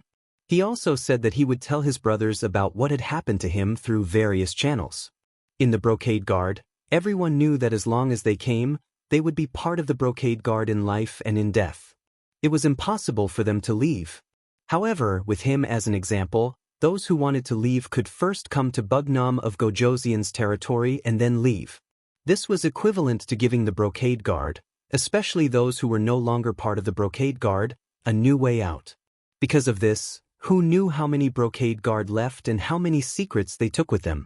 Some of these people directly joined the Security Bureau to work for Yang Chendong, while others joined the army and started anew. There were also some who went to other places to become farmers or merchants. However, this matter had a great impact on the Brocade Guard. Not only did it not succeed, but it also caused their own troops to be disloyal. Gao Rang was often punished by the acting guardian emperor. This matter was enough to change the entire Brocade Guard, but it wasn't important in front of Yang Chendong. It was already the 3rd month, and the snow had begun to melt.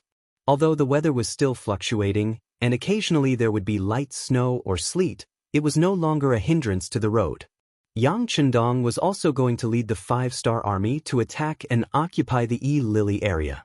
Over the past few months, hundreds of grain piles had been built in Turpan. They were all filled with rations to ensure that the army had enough for war. Many of the warehouses in the palace were also filled with boxes of gold, silver, and paper money. It had been 2 years since the banknotes were issued. This paper called Han banknote had a very obvious golden dragon printed on it, making it unforgettable.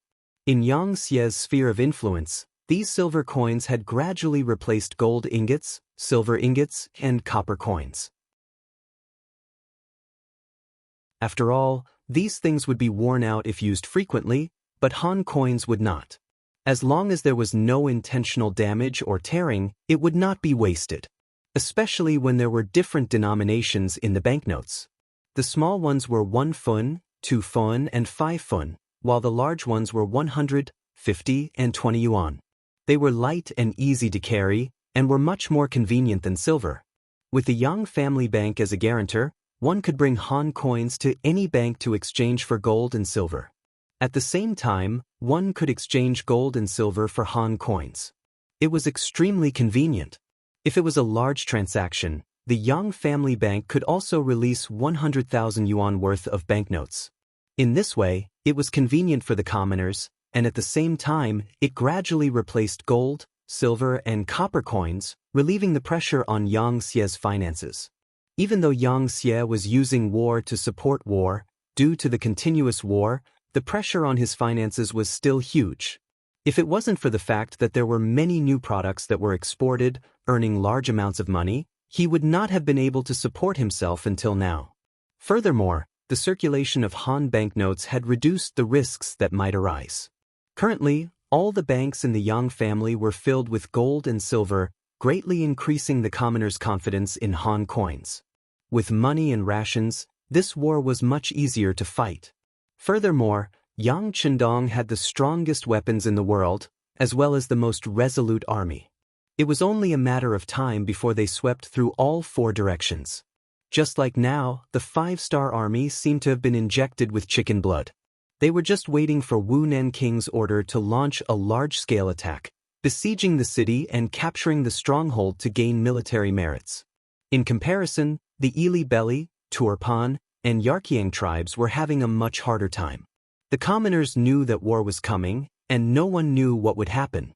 In a short period of time, the price of food soared, especially the price of food, which the commoners relied on for survival. In the past, 1 tael of silver could buy 2 dan of rice, and 1 dan was 94 kilograms.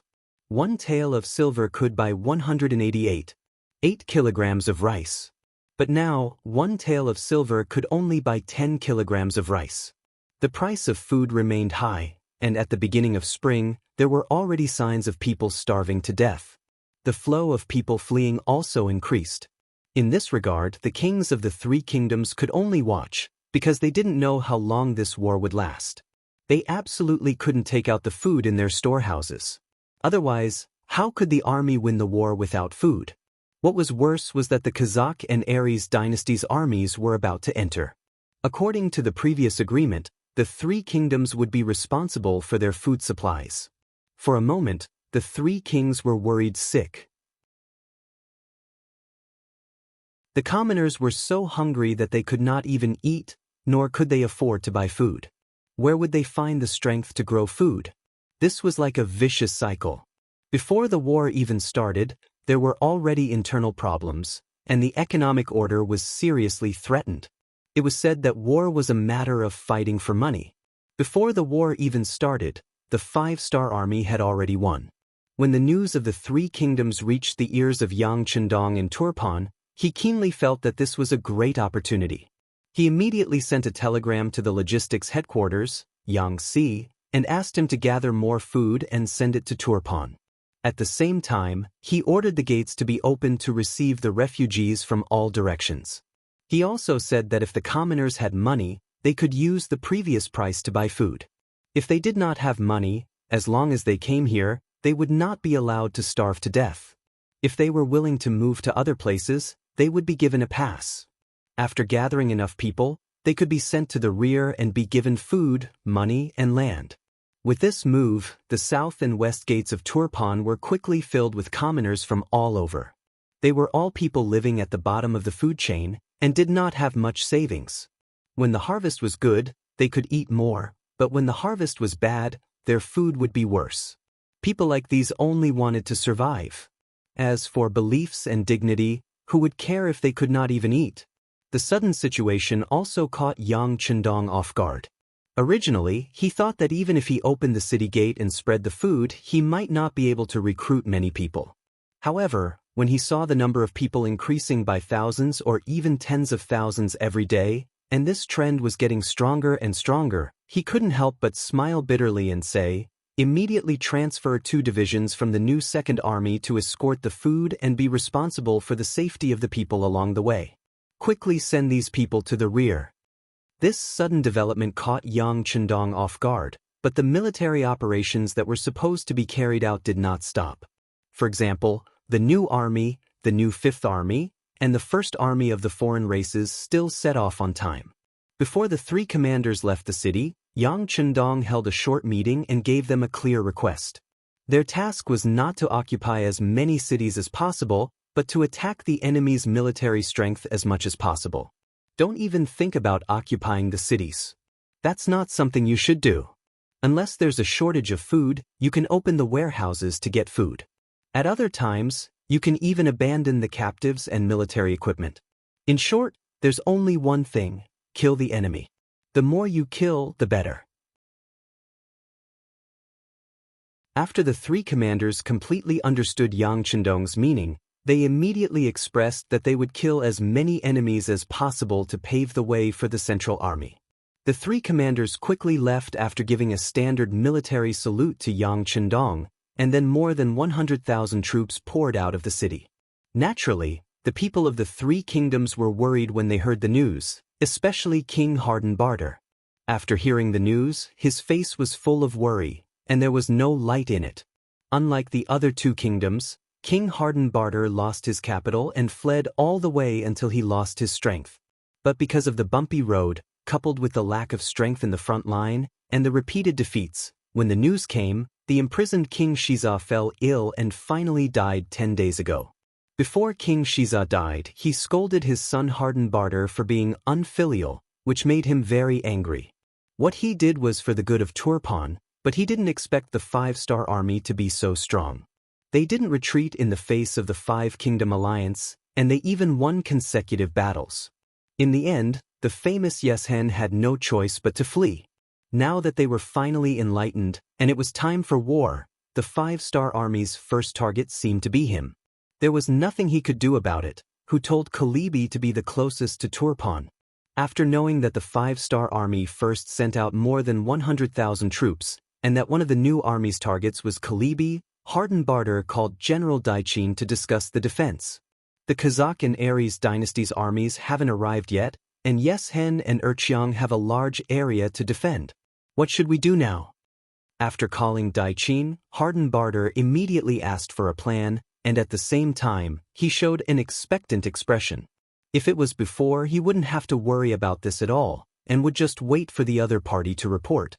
But after a few battles, Turpan didn't win a single time, and even General Dai-Chin lost a battle.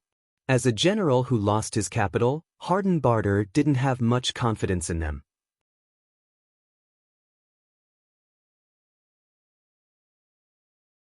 Chapter 1282. Now that Tulyafin had suffered consecutive defeats, their military strength was not as good as before. Although they recruited another 50,000 soldiers, their military strength had reached 180,000, but there were too many places to defend. Facing the 5-star army, they were unable to do anything. More importantly, the civilians of Tulyafin were too close to Tulyafin city. Naturally, they were the majority of the civilians that escaped. Not only that, there were also a lot of retired soldiers that escaped. They mixed in with the civilians and entered Tulyafin city.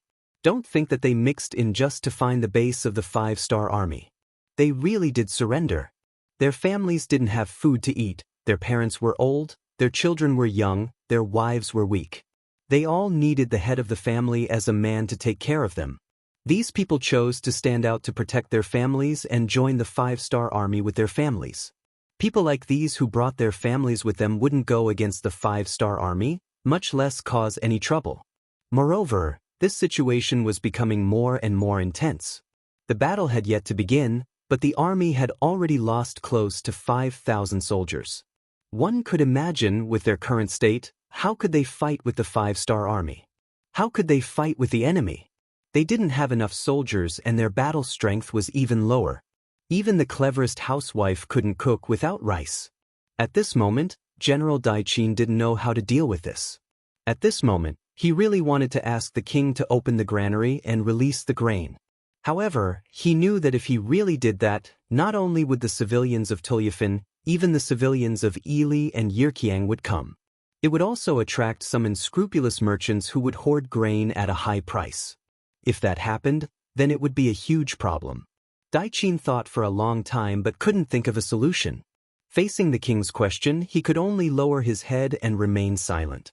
Hardenbarter waited for a long while and still didn't get any reply. He couldn't help but ask, "General Dai-Chin, I'm asking you something. Can you hear me?" "Yes, Your Majesty, I hear you. The 5-star army is coming at us ferociously. Our reinforcements won't be able to reach here in a short amount of time. The only thing we can do now is to place our main forces outside the city and defend first. Using our advantage in numbers and terrain, we can still fight." Helpless, Dai-Chin could only suggest a defensive strategy. He knew that if they kept defending, they would definitely lose. However, if they took the initiative to fight, they might be surrounded and split up. If that really happened, Turpan would have no trump cards left. Even if they could chase away the 5-star army one day, they wouldn't have the strength to bargain with their allies. Hardenbarter quickly understood what Dai-Chin meant. He couldn't help but frown. "You mean that we should let the 5-star army walk past our city and wreak havoc everywhere? But do you know that if we do that, the entire Turpan will be engulfed in the flames of war, and we will have no way out? Once the city is lost, there will be no place for us to stay." Dai-Chin obviously understood this logic, but at this moment, he really didn't have any better ideas. If they split up their forces to fight, they would probably lose even faster. As for whether or not this would cause them to lose the nearby cities and large amounts of land, it wasn't a problem that he needed to consider right now. Let's solve this problem first. "Your Majesty, I know your worries, but as long as Your Majesty is still here, the army is still here, and the lost land can be taken back. Furthermore, from what I see, if we gather our forces outside the city, the 5-star army might turn around and leave. After all, their numbers aren't as good as ours, so attacking the city won't benefit them. That way, as long as they leave, they might enter the lands of other allies. If that happens, some people won't be able to stand by and do nothing." Dai-Chin had done a serious analysis before. Right now, there were 150,000 soldiers gathered outside the city, and their numbers were above the 5-star armies. If they attacked this place, both sides would suffer losses, And this wasn't the result that the five-star army wanted. It was very likely that they would give up on this place and go to other places, such as Yilabali and Yarkiang. In that case, the two allied countries would not be able to sit on the sidelines even if they wanted to. Once they joined in, the pressure on Tulyafin would be greatly reduced. When Hardenbarter heard these words, he couldn't help but suck in a breath of cold air. He finally understood his general's thoughts. This was also what he wanted. A month ago, before the ice and snow had melted, he had contacted the kings of Yilabali and Yarkiang, hoping that they would send reinforcements. This was because from various signs, it was very likely that the five-star army's first target would be his Turpan kingdom. What he meant was that he didn't receive any response from them, as if they didn't hear his suggestion at all. It was clear that the two countries wanted to see them fight the five-star army first, and then find a chance to reap the benefits. This was the so-called alliance. Because of the existence of their own interests, it was impossible for them to truly be united. Once there was a conflict of interests, it was very likely that they would turn against each other. Since they weren't benevolent, then they shouldn't blame him for being unrighteous.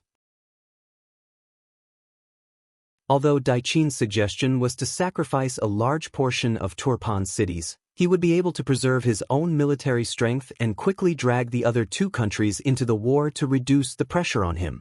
Why not? The most important question now was whether or not the five-star army would attack Kalabali city. He asked Daichin this question again. Are you sure that the five-star army will go around us? They should.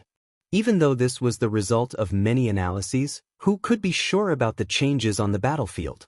Daichin didn't dare to make any guarantees, so he added, Your Majesty, we can act like we are going to fight to the death and give the five-star army some pressure. This way, they shouldn't attack us. Plus, if they really want to attack Kalabali city, then we can hold on for a while. When the time comes, we will have enough time to send Your Majesty away. Daichin's meaning was very clear. No matter what, Hardenbarter's life could be saved. The only difference was that one result was that they would still be very strong, and the other result was that they would become a fugitive government that needed to rely on others. Okay, then let's give it a try. Immediately transfer the troops from the nearby cities and leave some money and food in the other cities to lure the five-star army. Hardenbarter was very decisive. He actually didn't have any other choice. Either he immediately moved the army and gave up on Kalabali city. This way, even if he continued to escape, he would still be caught by the five-star army. The losses wouldn't be small. Since that was the case, why not take a gamble? Daichin was very supportive of Hardenbarter's decision. When he heard that the king wanted the other cities to leave some food for the five-star army, he couldn't help but reveal a look of admiration. With this bait, the chances of the five-star army not attacking Kalabali city would increase. Under the king's orders, the troops from the nearby cities started to move towards Kalabali city. The Turpan kingdom only had 180,000 troops. Other than the 30,000 troops that were too scattered and couldn't gather due to the distance, the other 150,000 troops were all gathered in and outside Kalabali city. The military tents stretched for 10 miles, as if they were ready for a decisive battle once the five-star army arrived. The ones that came from the middle were the new army. After General Su heard the information from the scouts, mainly from the intelligence department, he immediately made the decision to go around Kalabali city and attack the smaller cities with weaker defenses. Before they came, Yang Chendong had said that this time, they weren't going to take over the city or see who took over the most territory. What they wanted was to destroy the enemy's strength. Since that was the case, Su wouldn't be stupid enough to fight with the Turpan kingdom's main force. Plus, he really didn't care about a single Kalabali city. Suhi's new army was the closest five-star army to Kalabali city. Even he suddenly took a detour, so the five-star army and the first army of the other races definitely wouldn't have any ideas about this place. When the news reached Hardenbarter and Daichin's ears, they couldn't help but let out a sigh of relief. King Hardenbarter's face finally showed a trace of relief as he said, "They really took a detour. Ha! Let the other people have a headache from now on." "Yes, Your Majesty. Now that we've prepared ahead of time, we've stored large amounts of food in Kalabali city. It won't be a problem for us to defend for 2 to 3 years. By then, the battle will have ended. At that time, with your 150,000 troops, you might become the strongest force here. Dai Qin also let out a sigh of relief. As the general, the pressure on him was greater than anyone else. Luckily, the result was good. The 5-star army really did take a detour. Naturally, the burden on his body was also reduced by a bit. You're saying that we still have a chance? Hardenbarter, who originally thought that they were just hiding for a while, suddenly thought of a possibility. If the result was as Dai Qin predicted, when the 5-star army and his allies were almost done fighting, wouldn't he be able to reap the greatest benefits by leading his 150,000 troops? Thinking about how the Turpan kingdom could use this opportunity to increase their strength and truly unify this place, Hardenbarter couldn't help but laugh out loud. Wasn't this what he had been searching for? Perhaps it would truly be realized in his own hands. The new army went around Kalabali city and came to the hinterland of the Turpan kingdom. Then they attacked the city and took over the stronghold. No one could stop them. Some of the smaller cities had already opened their gates. The civilians had all run away. The Turpan army in the city had also all run away. It didn't take much effort at all.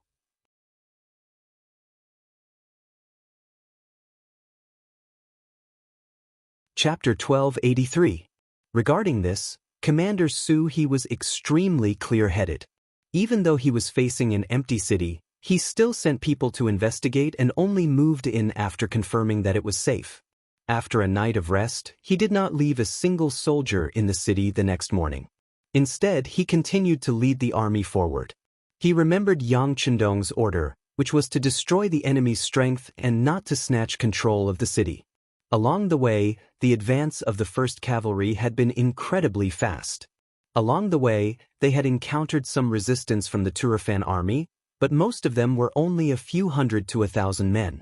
In front of the powerful 1st Cavalry, which numbered over 30,000, a single regiment could easily crush them in a single charge, wiping them out in just a few rounds. The new army progressed at an extremely fast pace, and good news was reported through the radio from time to time. In comparison, the progress of the new 5 armies could be said to be extremely fast. This was because they had originally chosen the east route. After setting off from Turpan, they also went around Chali and headed straight for Lopner. After taking down the nearby Ruochang County, their journey was extremely smooth. After some rest, they headed straight for Yirkiang's tribe. Next, it was time for them to show off their strength. In comparison, the 1st Army of the Outsiders was not so lucky. Under the lead of Commander Bai Shuang, they headed straight for Heavenly Mountain. Once they crossed the mountain, it would be equivalent to entering the hinterland of Ili and fighting with them. Luckily, they were prepared beforehand and had already scouted out their route. They found a relatively flat land, so crossing Heavenly Mountain was only a matter of time. Seeing that they were about to succeed and were about to face the city, Bai Shuang stopped the army and summoned the 4 division commanders to his tent. Inside the tent, Bai Shuang was wearing a purple cape. His young and handsome face had a maturity and steadiness that did not belong to his age. His clear eyes were staring at the sand table gathered by the intelligence department in front of him, thinking about something. "Commander!" Tu Hai and the other division commanders walked into the tent. After seeing Bai Shuang, they could not help but call out. Bai Shuang had replaced Su Kuda as the commander of the 1st Army of the Outsiders. For a regiment commander to be promoted to the position of commander, it was not an exaggeration to say that he was being promoted beyond his rank. But who asked his teacher to be Yang Chendong and Bugnam of Gojoseon? Even though Tu Hai and the others did not agree in their hearts, they still had to put on a very respectful appearance on the surface. Bai Shuang could more or less guess the thoughts of the 4 teachers. However, he didn't mind because he believed that he could conquer them with his own abilities. This was also the idea that his teacher, Yang Chendong, had given him. During the new year, when Bai Shuang went to visit Yang Chendong, she had received some pointers. Seniority in the army was naturally not something that could be ignored, but ability was more important. According to what Yang Chendong had said, as long as he displayed enough strength, Tu Hai and the others would not listen to him. Of course, if they really dared to disobey military orders, they could deal with them according to military rules. On this point, Yang Chendong had fully delegated the authority to Bai Shuang. With Yang Chendong's support behind him, what did Bai Shuang have to fear? He immediately promised that he would use practical actions to prove himself, and at the same time, he would not lose face for his teacher. Next, it was time to fight the first battle. How to make the 4 teachers truly submit to him, this battle was naturally very crucial. You've all come. Very good, take a look at the sand table in front of you. In half a day, we will be able to cross the heavenly mountain.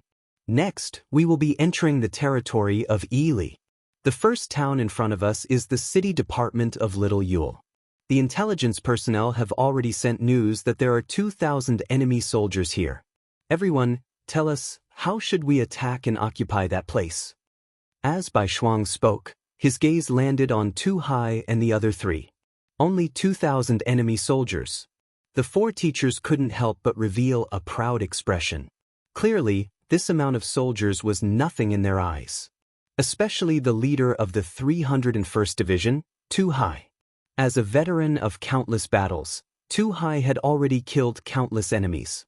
Only 2,000 people were nothing in his eyes. Therefore, he was the first to speak. Military leader, it's only 2,000 enemies.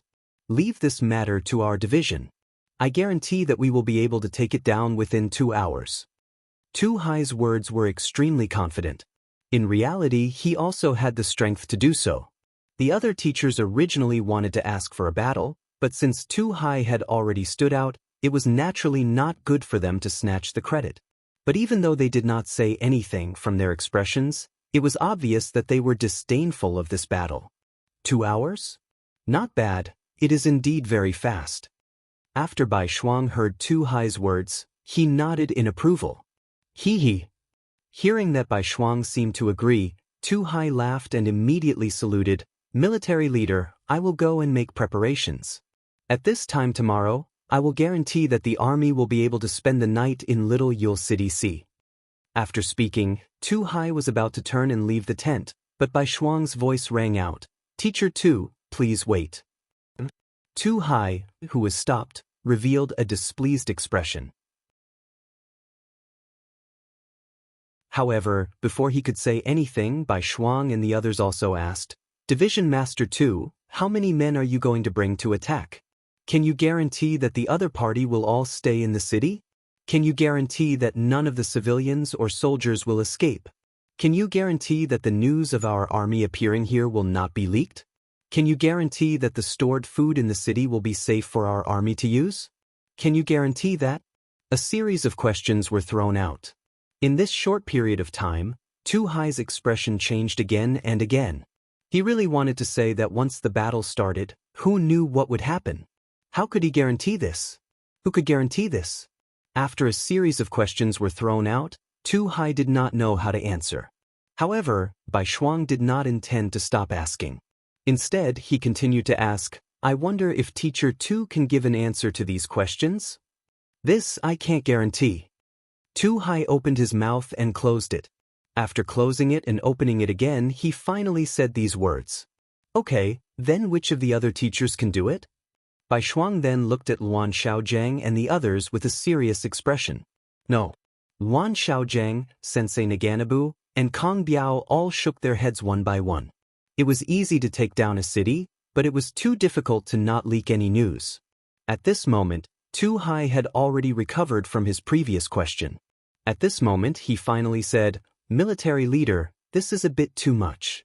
The situation of a battle is constantly changing. There is a saying in the art of war, there is no constant situation in war, and there is no constant situation in water. Who can guarantee that there will not be any problems? Wrong. Without waiting for Tu Hai to finish, Bai Shuang's stern gaze had already turned over. Changes in war do exist, but as long as the plan is good, it is very possible to control it within a certain range. Also, if you can't do it, it doesn't mean that others can't. I am willing to make a military pledge. I will personally go and control Little Yule City Head. I guarantee that there will not be any problems. However, if there are any accidents, I am willing to resign from my current position and return to being a regiment commander. When the military pledge was made, the 4 teachers were so shocked that their jaws dropped. For a moment, they were all stunned and did not know what to say. Logically speaking, with Bai Shuang's current status, he could let his subordinates do things for him. Unless it was a matter of life and death for the First Army, he would not personally take action. This was also Yang Chendong's intention. High-ranking officers could not take risks, because if something happened, the losses would be too great. However, Bai Shuang actually took the initiative to volunteer. However, to be able to become a teacher, none of them were idiots. They quickly thought it through. This time, Bai Shuang was forcing himself. He was establishing his authority. Military commander, you can't. After thinking it through, E Division 303's Division Commander Sensei Naganabu took the initiative to stand up, wanting to say something. He was different from other people. Although he led the First Army, it was an army made up of people from different races, different regions, and even different faiths. However, to be able to become a high-ranking officer, other than him, everyone else was Han. This made his status somewhat awkward. When he did some things, he naturally could not be as unscrupulous as other people. Now that Bai Shuang was about to take the risk, of course he had to speak up to stop him and express his attitude. Sensei Naganabu was the first to speak up. Afterwards, E Division 302's Division Commander Luan Xiaojiang and E Division 304's Division Commander Kang Biao also spoke up to dissuade him. Whether they were sincere or just on the surface, at least they all knew that Bai Shuang's appointment as a military commander was personally ordered by Yang Chendong. That was set in stone and no one could stop him. And if something happened to Bai Shuang in front of them, as the commanders who held the military power, they would not be any better off. Out of the 4 commanders, 3 of them had expressed their opinions. Only Tu Hai stood there without saying anything. Instead, he looked at Bai Shuang up and down as if he had just met him. All right, this military commander has made up his mind. It cannot be changed. How about this? I will bring the direct military guards to Little Yule City Head.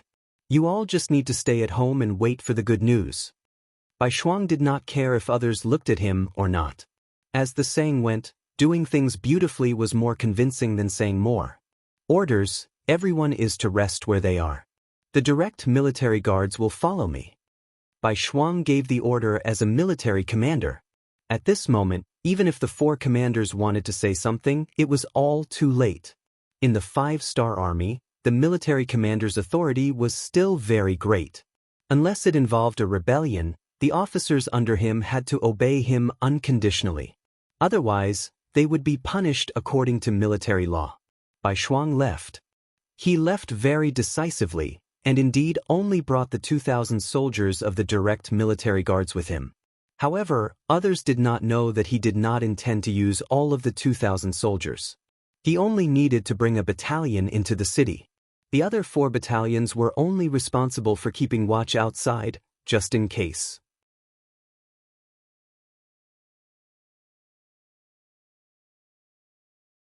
Chapter 1284. In the mountains 4 li away from Little Yule City, Bai Shuang was leading the 1st Guard Battalion to change. He took out a large amount of commoner clothing from the military luggage and put it on. As he fastened the buttons on his robe, Bai Shuang said to the large man standing beside him, "Commander Zhuang, I'll leave everything outside to you. If nothing goes wrong, I'll send you a signal at night. When the time comes, you must act quickly. Commander Zhuang's full name was Zhuang Cheng. He was originally a deputy battalion commander of the 4th Regiment of the 1st Cavalry Division. This time, Bai Shuang came to the First Army. As a trusted aide, his status naturally rose, and he was promoted to Guard Battalion Commander. Zhuang Cheng's face was solemn, and his eyes were filled with concern.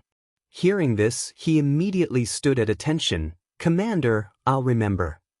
"Very good, Battalion Commander Xiao, let's go." Bai Shuang had just finished changing his clothes. He glanced at the dozens of men behind him who had also changed their clothes. With a chuckle, he walked towards the nearby official road and headed towards the direction of Little Yule City. Battalion Commander Xiao Qing was originally a company commander of the 4th Regiment. He usually admired Bai Shuang's ability. This time, he took the initiative to come along and obtain the position of guard battalion commander. Bai Shuang and the dozens of men walked on the official road.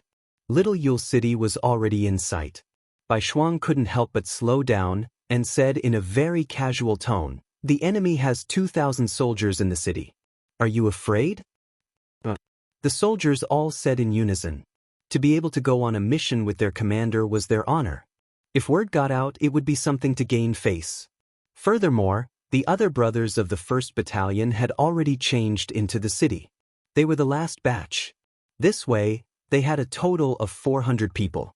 Although they didn't have as many soldiers as the enemy, they still had the ability to fight back. Not to mention, if their commander could lead the troops, he definitely had a thorough plan. What was there to be afraid of? Good, that's how war is. Very satisfied with the soldiers' answers, Bai Shuang said confidently, "On the battlefield, just because you're afraid of death, you won't be killed. On the contrary, if you weren't afraid of death, others would only be afraid of you. That way, you would have more chances to protect yourself. All right, you are all courageous and insightful people. Next, I will tell you about the next mission. As long as you are courageous and careful, the mission will not be difficult to complete." Back then, White Shuang had infiltrated and taken down Hobokseri City without shedding a drop of blood. For that, he had been praised by Yang Chendong. This time, he had the same idea. The only difference was that he had changed his approach. This time, he was not going to hold anyone hostage. Instead, he was going to give them gifts. This could be seen from the wooden boxes carried by the burly men behind him. Little Yule City. Although it was considered a border city of Ely, because it was separated by a heavenly mountain, it was a little remote and not very lively. If it weren't for the chaos of war, where many commoners couldn't even fill their stomachs and were running around, the floating population here would be pitifully small. However, it was precisely because of this chaos that the other soldiers, disguised as refugees, did not encounter any trouble from the city guards when they entered the city. On the other hand, Bai Shuang and his group of several dozen people, dressed in bright clothes and full of vigor, quickly attracted the attention of the city guards. "Who are you people? All of you, stop for inspection." The centurion in charge of guarding the city gate had a vigilant look on his face. After all, Bai Shuang's group was too conspicuous. Especially when there was a group of refugees in ragged clothes walking by, it highlighted their different identities. With this shout, Bai Shuang took the lead and stood on the spot. Then he chuckled and said, "Brother, don't be nervous. We are here to find your general and give him a gift." After saying this, Bai Shuang intentionally turned around to look at the 2 large wooden boxes behind him with a smile on his face. Bai Shuang was a person with delicate features. When he took the initiative to express his goodwill, he could indeed give people a good impression. In addition, there were only 30 brothers behind him. This centurion had 100 people beside him. Of course, he wouldn't take it too seriously. Give him a gift? The centurion was puzzled. It wasn't that he had never seen people giving gifts before, but it was his first time seeing someone giving gifts with such fanfare. Just as he was puzzled, Bai Shuang had already walked in front of him. Then, he handed 2 silver ingots worth 10 silver taels each to the centurion. "That's right, we are here to give you a gift. I'll have to trouble you to inform the general that he will definitely reward you handsomely." 20 silver taels was not a small sum for a centurion who wasn't rich. His eyes immediately lit up. He used his hand to measure the quality of the silver. It was definitely of high quality. He immediately withdrew his ferocious expression and changed it into a smile.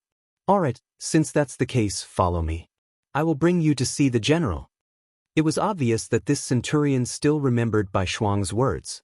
The general would definitely reward him handsomely. Such a good job couldn't be given to someone else. With this centurion leading the way, it was naturally not difficult to enter the city. Not only that, they quickly arrived at the general's residence. When Bai Shuang saw that most of the houses in the city were dilapidated, but the residence in front of him was majestic and dignified, how could he not know that they had arrived? As expected, the centurion stopped in his tracks and pointed at the courtyard in front of him. This is the residence of our general, Slam. Please. Thank you, please. Bai Shuang immediately smiled and nodded. He had a look of gratitude as he followed the centurion into the residence. The difference was that Xiao Qing and the others behind him were blocked outside the door. They were watched over by the centurion soldiers. It could be said that they were being held captive. Bai Shuang didn't show the slightest bit of fear because his subordinates were blocked. On the contrary, he entered with a calm expression. His gaze casually swept around as if he was very interested in everything in the courtyard. However, he knew that he was scouting the enemy. The centurion led the way. He seemed to be very familiar with everything in the residence. Along the way, he didn't let anyone lead him. Even at this time, there wasn't even a housekeeper coming out to welcome him. All of this entered Bai Shuang's eyes and made him feel disdain. From this, it could be seen that the general standards were too ordinary. The reality was as Bai Shuang expected. Under the centurion's guidance, Bai Shuang easily saw the person in charge, Slam. He was a man with a rather tall and sturdy figure, but his face was a bit pale. Based on his experience in observing people, Bai Shuang could easily tell that this Slam was someone who had been hollowed out by wine and women. This was very consistent with the information sent by the intelligence department. Although Bai Shuang appeared to be very confident along the way, if it wasn't for the fact that he continuously obtained a lot of information about General Yi Bali from the intelligence department while the land was covered in snow, how could he enter so fearlessly? It was only when the preparation work was done that he appeared to be so confident in doing things.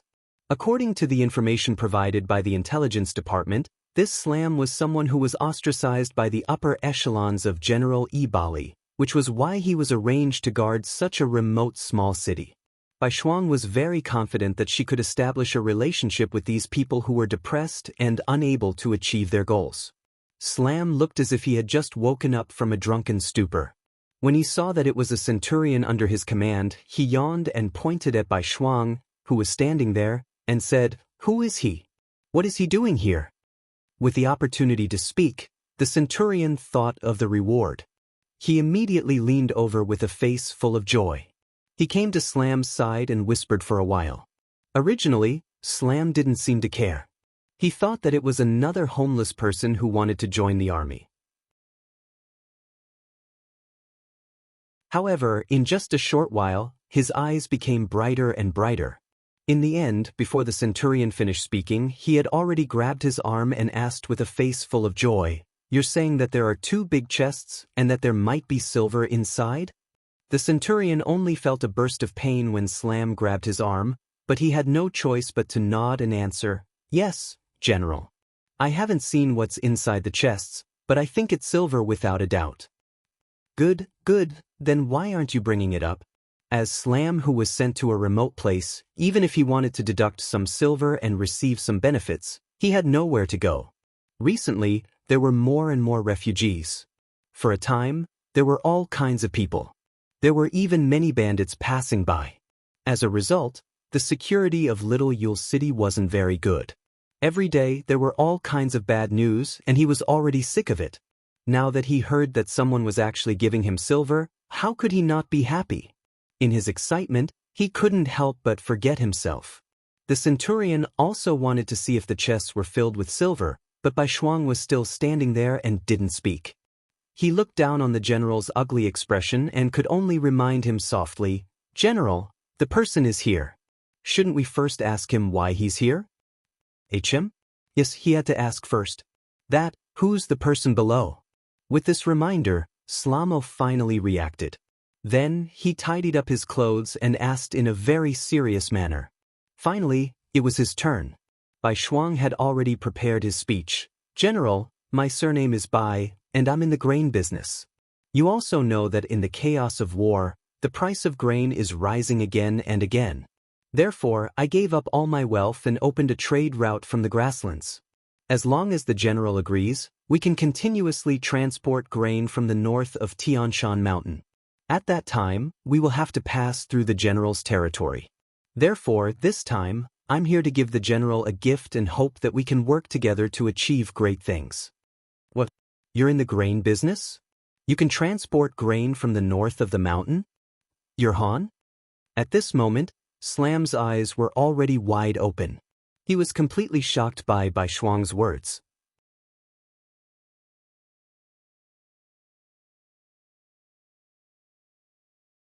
Chapter 1285.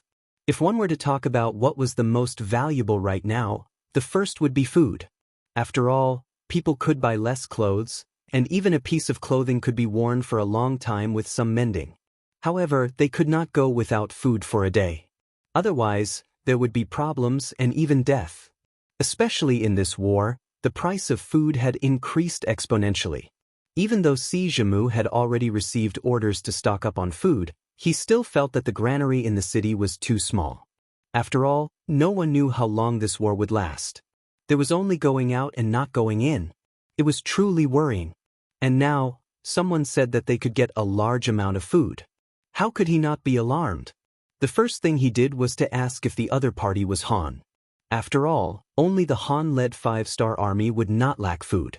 That was why they had such a way to transport food. Regarding his identity as Han, Shuang had no intention of hiding it. He did not want to hide it either. Facing Si Zhimu's question, he did not have any intention of denying it. He immediately nodded. General has good eyesight. This one is Han. With this admission, Si Zhimu's body tensed up. Their opponent, the 5-star army, was mainly Han. However, Shuang's next sentence caused Slama's tense nerves to relax a lot. I'm a Han Chinese, but not all Han Chinese are part of the 5-star army. Not all Han Chinese like to fight and are willing to fight. This one only likes to earn money. I do not understand military matters and do not want to understand. Hearing Shuang say that he was not part of the 5-star army and did not like to fight. He only liked to earn money, Si Zhimu's expression became much better. The centurion to the side was also shocked by Shuang's identity as a Han. He was not afraid that the other party would do anything to him. After all, this was Little Yule City, his territory. He was worried that the reward he was about to receive would be gone. Now that he heard such words, his heart moved. He quickly said to Si Zhimu, General, what he said makes sense. Not all Han people are our enemies. Besides, if he really is an enemy, why would he give you money? I'm afraid that he would have long come over with weapons. That makes sense. Living in a remote area, Sama didn't know much about the 5-star army, so he didn't think the 5-star army was that scary. The most important thing was that he also believed that this was Little Yule City, and this was his territory. There were only a few dozen people here, but he had 2,000 soldiers.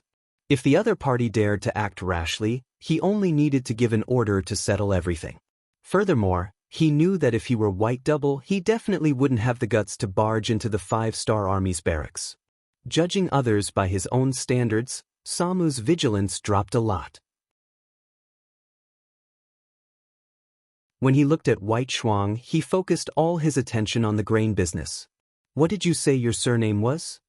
General, he said his surname is Bai, the centurion said with a flattering look. Oh yes, Mr. Bai, right? You said that you can transport food, then may I ask where the food is? Slamu resumed his high and mighty general appearance and asked Shuang. He. Seeing the other party ask such an idiotic question, Shuang couldn't help but laugh out loud. Then he felt that the situation wasn't right. Seeing Slamu's confused expression, he took the initiative to explain, General, this time I'm only the vanguard. I'm in charge of clearing all the checkpoints. Also, we're not very sure if there's a need for food here. Only after understanding everything will the food be transported here in large quantities. With this explanation, Slamu's old face turned red. He also knew that he seemed to have asked a very stupid question. But right now, his attention wasn't on this at all. He was thinking about large quantities of food. When White Shuang finished speaking, he immediately said, Lack of food. I'll take as much as you have, but I don't know the price.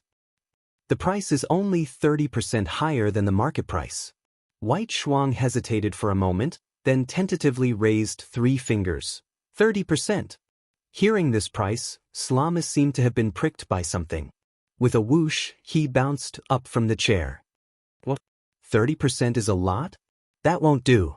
20% is fine. White Shuang looked very careful, showing his worry and nervousness. No, it's not much. 30% is already very good. The laughing Slamu had already walked over from the chair and came to White Shuang's side. He was very clear that in Ely, food was priceless. Anyone who had some skills and some strength would be hoarding food. They were afraid that if there was a war, there would be no food to eat. Who would be willing to sell food? Not to mention 30%, even if it was doubled or even tripled, they would still easily sell it. Thinking about it this way, this was definitely a big deal. White Shuang had undoubtedly become a noble person in his eyes. He immediately came to White Shuang's side with a face full of smiles. His eyes were filled with indescribable passion. Because he was too passionate, White Shuang couldn't help but take a step back. "General, don't lie to me. Is 30% really no problem?" White Shuang's eyes moved as he spoke, showing his shrewd side on his face. "Of course there's no problem. I'll take as much as you send." Slamu laughed loudly. He originally thought that after being sent to this remote little city, it would be difficult for him to achieve anything in his life. He didn't think that a good thing would fall into his lap. How could he not grasp it? At this moment, White Shuang's heart finally settled. The business was more or less done. Next, White Shuang brought up the 2 boxes of silver he had prepared. At this moment, Slamu was shocked to the point of choking. He had a new understanding of White Shuang's wealth and no longer doubted it. After all, if he didn't have a request, why would he give him so many benefits first? Regardless of whether there was food or not, just based on these 2 boxes of silver, it was not a loss to make this friend. The things that should be set up were done. Everything that followed was much easier. Bringing White Shuang and the others to the residence, a banquet was set up.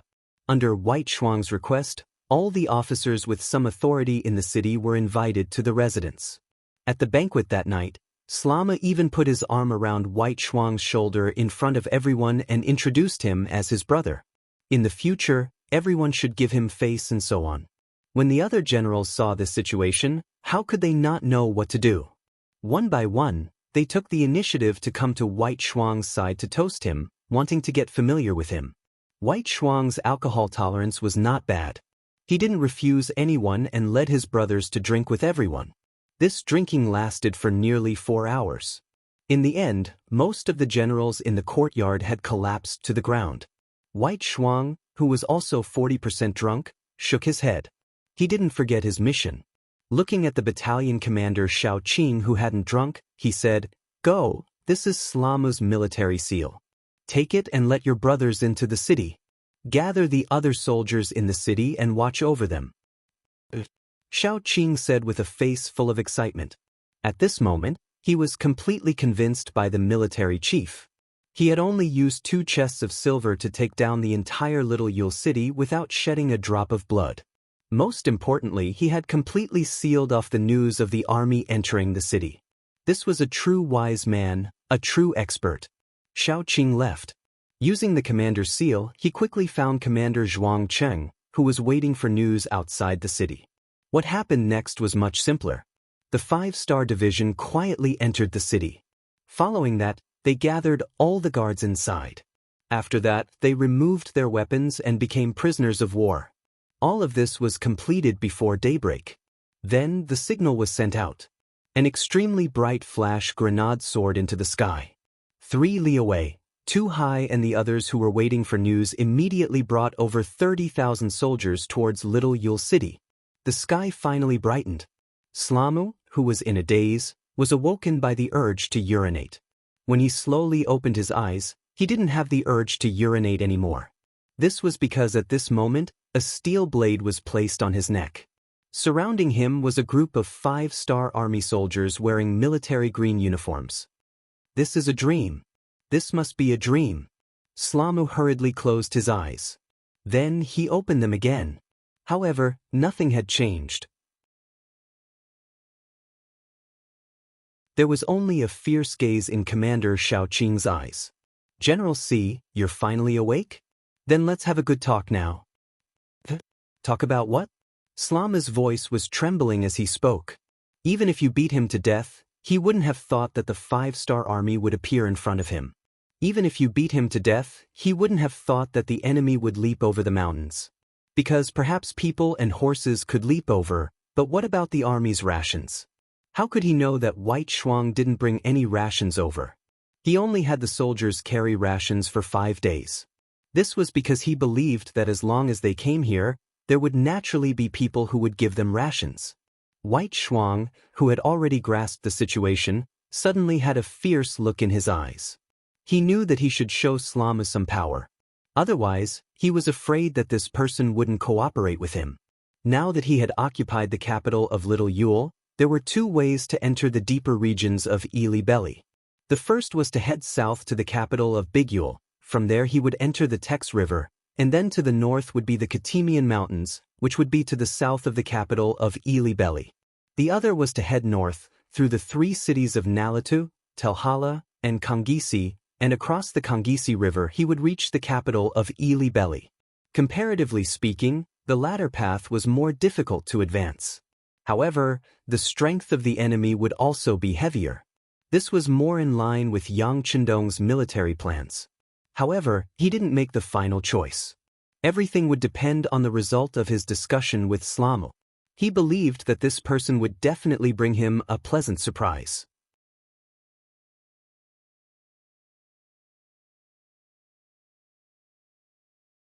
Chapter 1286. Facing Bai Shuang's murderous gaze, Slamu's heart trembled. He had thought of something and his thoughts came true. He heard Bai Shuang say coldly, "I can tell you now that I'm not a merchant. We're the 5-star army.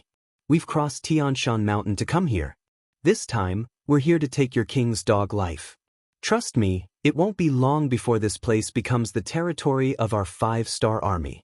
All the soldiers here who oppose us will be killed or become captives who will never see the light of day.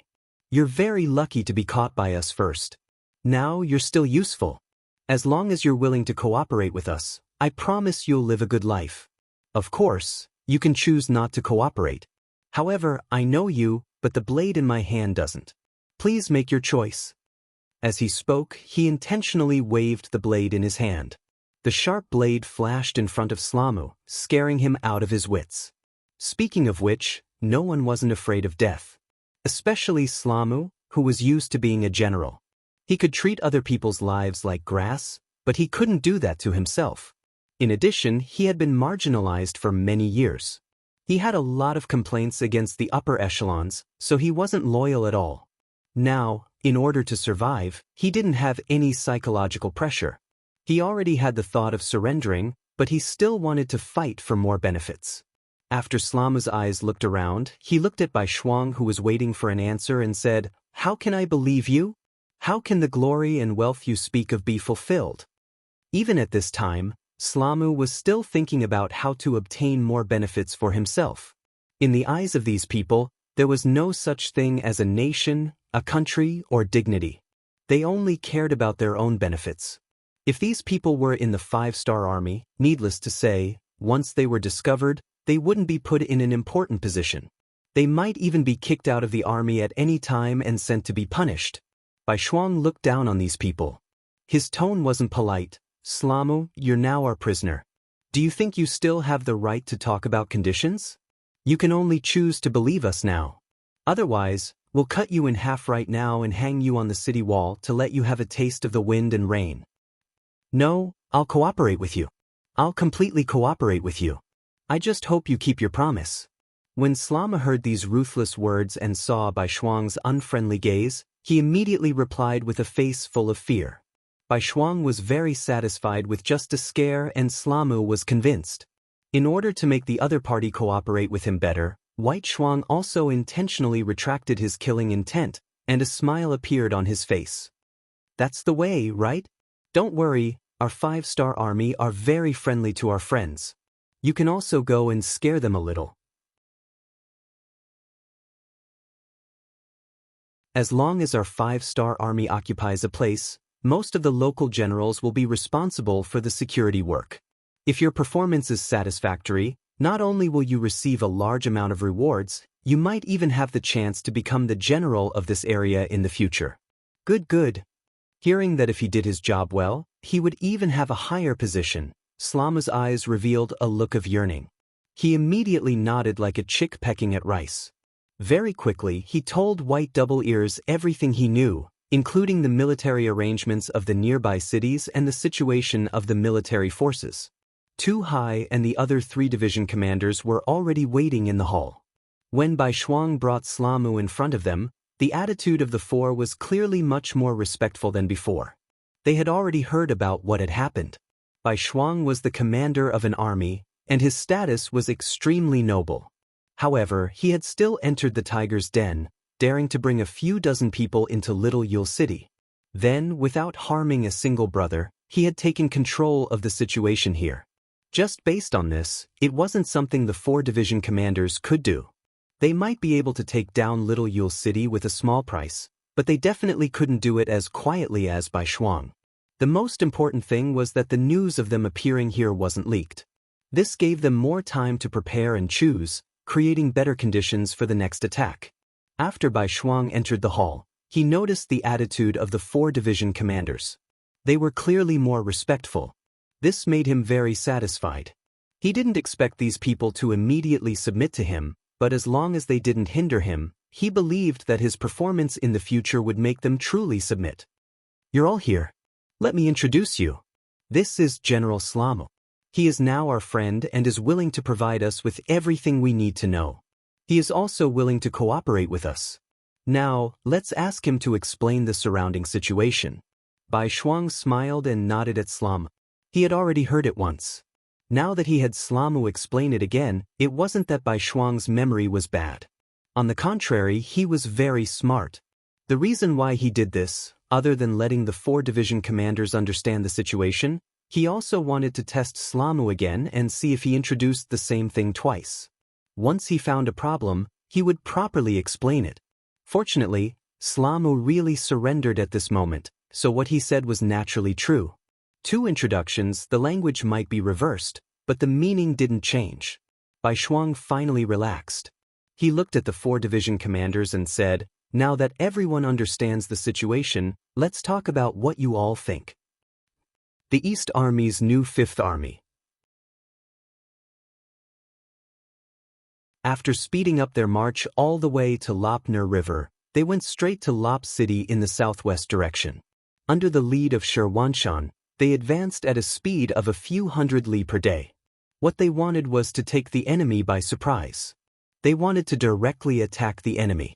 According to Yang Chendong's request, they moved unhindered in the Yarqiang Kingdom, so that they didn't have time and energy to deal with the Turpan Kingdom. The 5-star army's main force would be able to take over the Turpan Kingdom. The new army also bypassed Khaleesi City and came to the Iron Gate Pass behind it, cutting off the retreat of the Turpan Kingdom's army, making it a completely isolated city. It also forced Harden Barter to send reinforcements. The strategy of encircling and attacking reinforcements has been formed. In the Turpan Kingdom, when all kinds of information were gathered through the radio, Yang Chendong was naturally very satisfied after reading it. It can be said that the performance of the 3 armies was better than he expected. They didn't care about the gains and losses of a city and only wanted to destroy the enemy's strength. This kind of strategic thinking was very advanced.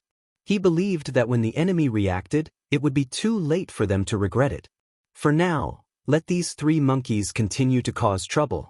When the time is right, it will be time for him to lead the army to battle. At this time, Yang Chendong's mood was very good. Beta Persei noticed this and hurriedly came over. "Young master, you also have to take care of your body. Don't always be like this. If you have work, you can give it to others." Knowing that Beta Persei was concerned about him, Yang Chendong had a smile on his face. How could he not want to rest? But anyone who wanted to achieve such a big goal in a short period of time would have no time to rest.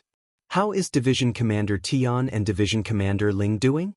The 2 people he was talking about were the Division Commander of the 1st Cavalry Division, Tian Hu, and the Division Commander of the 4th Division, Ling Daqiang. After the liberation, they received the order to liberate the Fire Province, Willow City, and other places around Turpan. As the capital of Turpan, there were many large cities and strategic towns around Turpan. It was just that because of the geographical location, they couldn't provide much protection. When Harden Barter escaped, he didn't escape to those places, causing them to become isolated cities. For the safety of the rear, Yang Chendong decided to liberate these cities. Only then could he walk out of Turpan without any worries.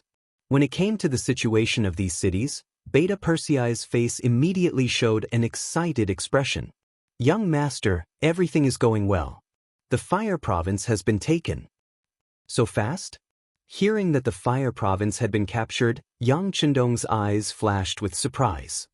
"Tell me the details." "Yes. We first sent people to the Fire Province to persuade them to surrender, but the effect was not good.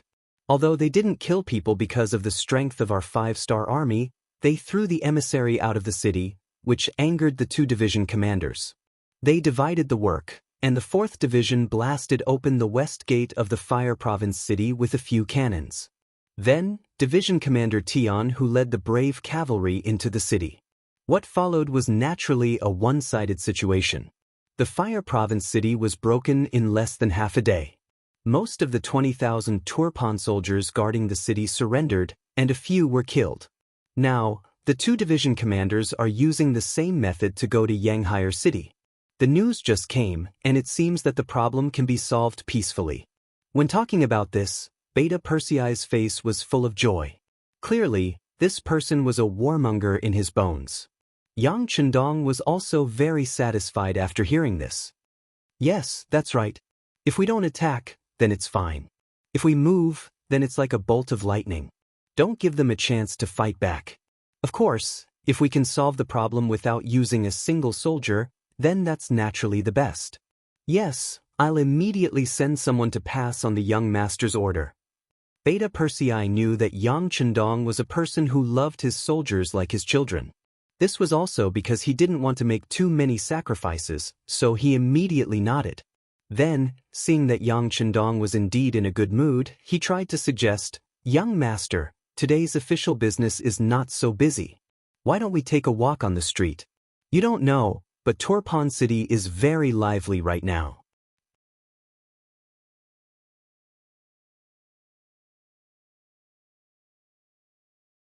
Chapter 1287. Yang Chendong was right about this. Ever since this place was occupied by the 5-star army, especially after the previous siege of Turpan, the hearts of the people here had all fallen to the 5-star army's side.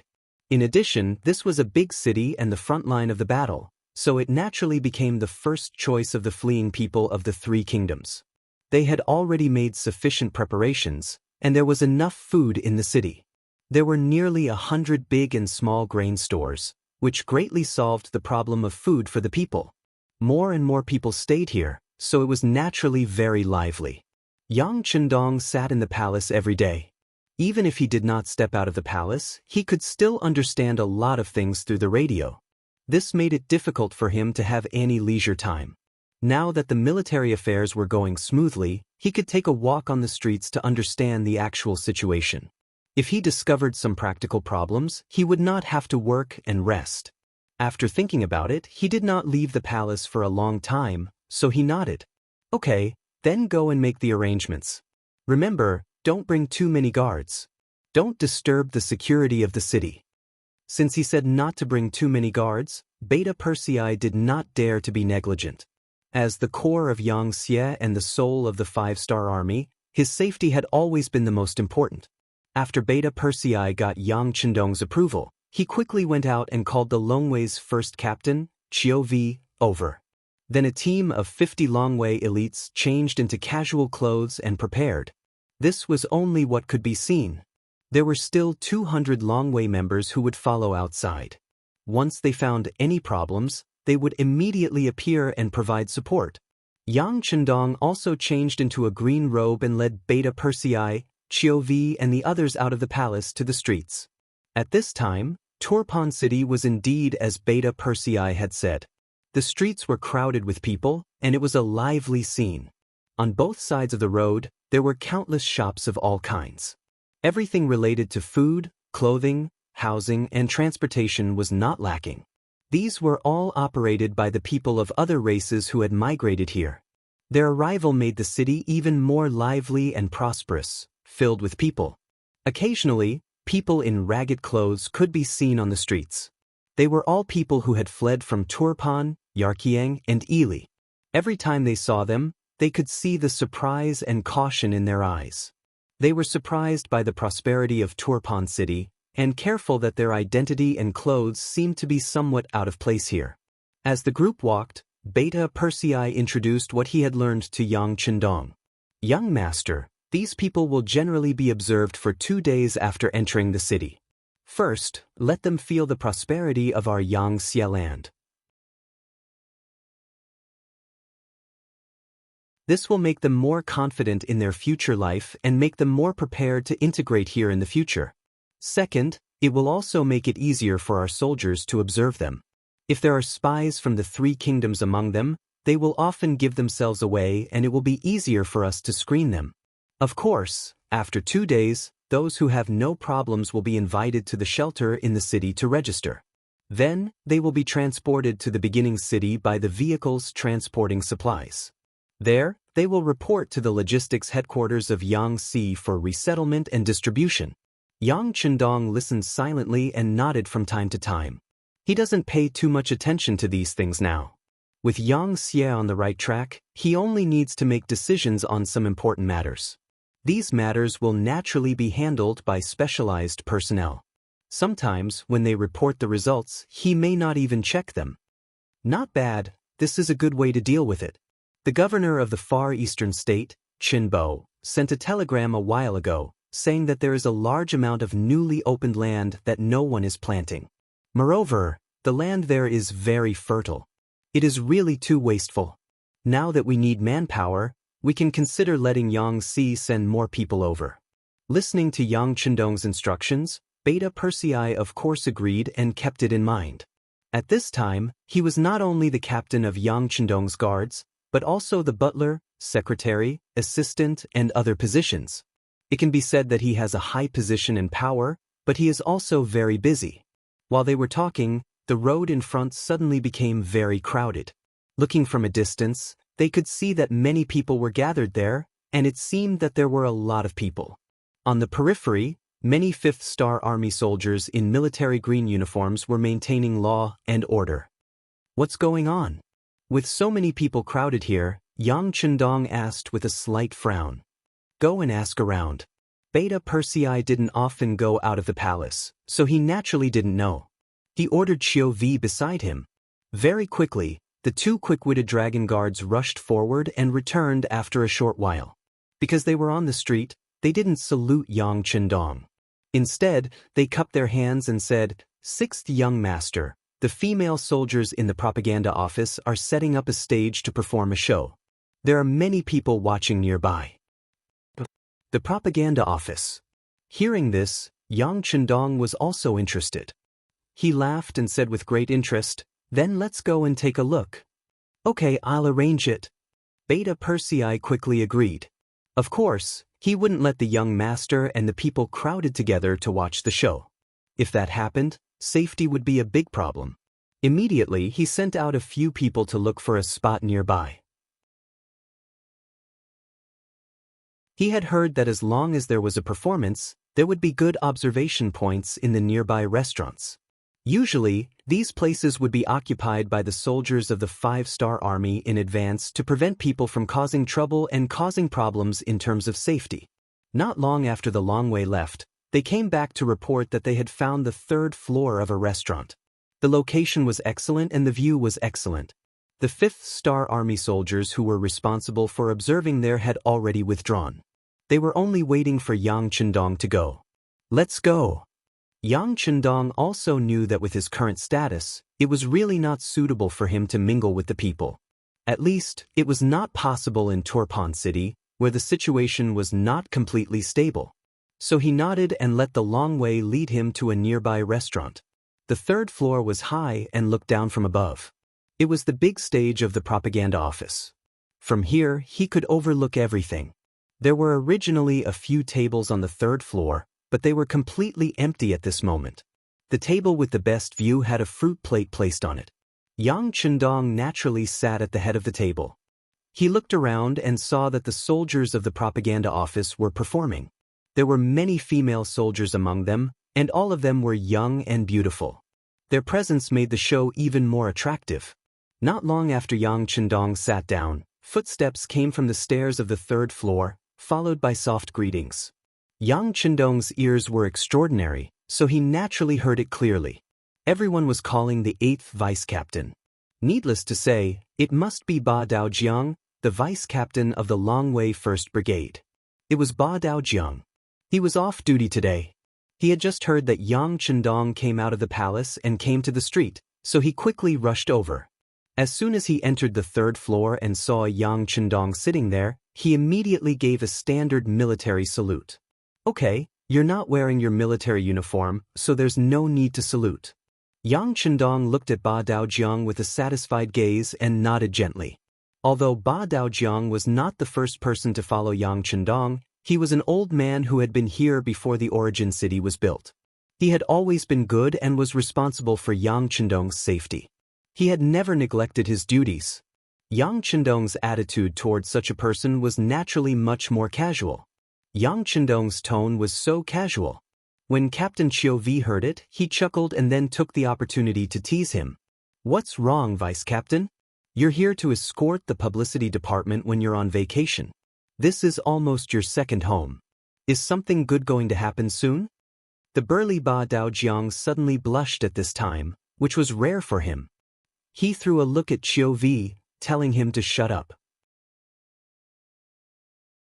Although Ba Daojiang was the vice captain, he had a very good relationship with Captain Chiu Vi. The two of them had gone through countless dangers and life and death situations together. Their relationship was not any worse than that of brothers. It was precisely because of this that some of his words could be said to be heard clearly by Chiu Vi. That was why he could make fun of him. Hearing this, Beta Persei and the Longwei could not help but laugh. Only Yang Chendong looked confused. What are you talking about? When Yang Chendong asked, the people below naturally did not dare to not answer. Beta Persei then whispered in front of him, Young master, the situation is like this. Ba Daojiang has fallen in love with the publicity department's director, Shui Qing. At this time, he is stepping up his attack on the city. Yang Chendong, who heard the news, nodded as if he suddenly realized something. He was really too busy, so he naturally did not pay too much attention to the matters of the soldiers around him. However, Yang Chendong knew about Shui Qing. She was considered an old member of the publicity department and was also one of the subordinates that the 6th Madam Luan Xiaoyu valued. He had some impression of this person. After being exposed, Ba Daojiang's face turned even redder. At this moment, he lowered his head, losing his usual vigor. Seeing this, Yang Chendong laughed. Men should get married when they are of age. What's there to be embarrassed about? I just don't know how your progress is. Don't embarrass Longwei. Even Yang Chendong began to make fun of him. The Longwei could not help but laugh. Ba Daojiang, whose face was even redder, stretched his neck and said, 6th young master, Shui Qing has a good impression of me, but she said that she is too busy with work now, so she wants to wait a while before discussing the marriage. Obviously, Ba Daojiang was afraid that others would look down on him, so he directly admitted it. Then there's no problem. Not bad. Hearing this answer, Yang Chendong knew that this was a matter of mutual consent. He thought that since he had nothing to do, he might as well be the matchmaker for another month. He nodded slowly and said, We have always been very busy with work, and will only get busier in the future. How can we have time to rest? How about this, you call Shui Qing over? I will ask her. If there is no problem with her, I will make the decision for your marriage.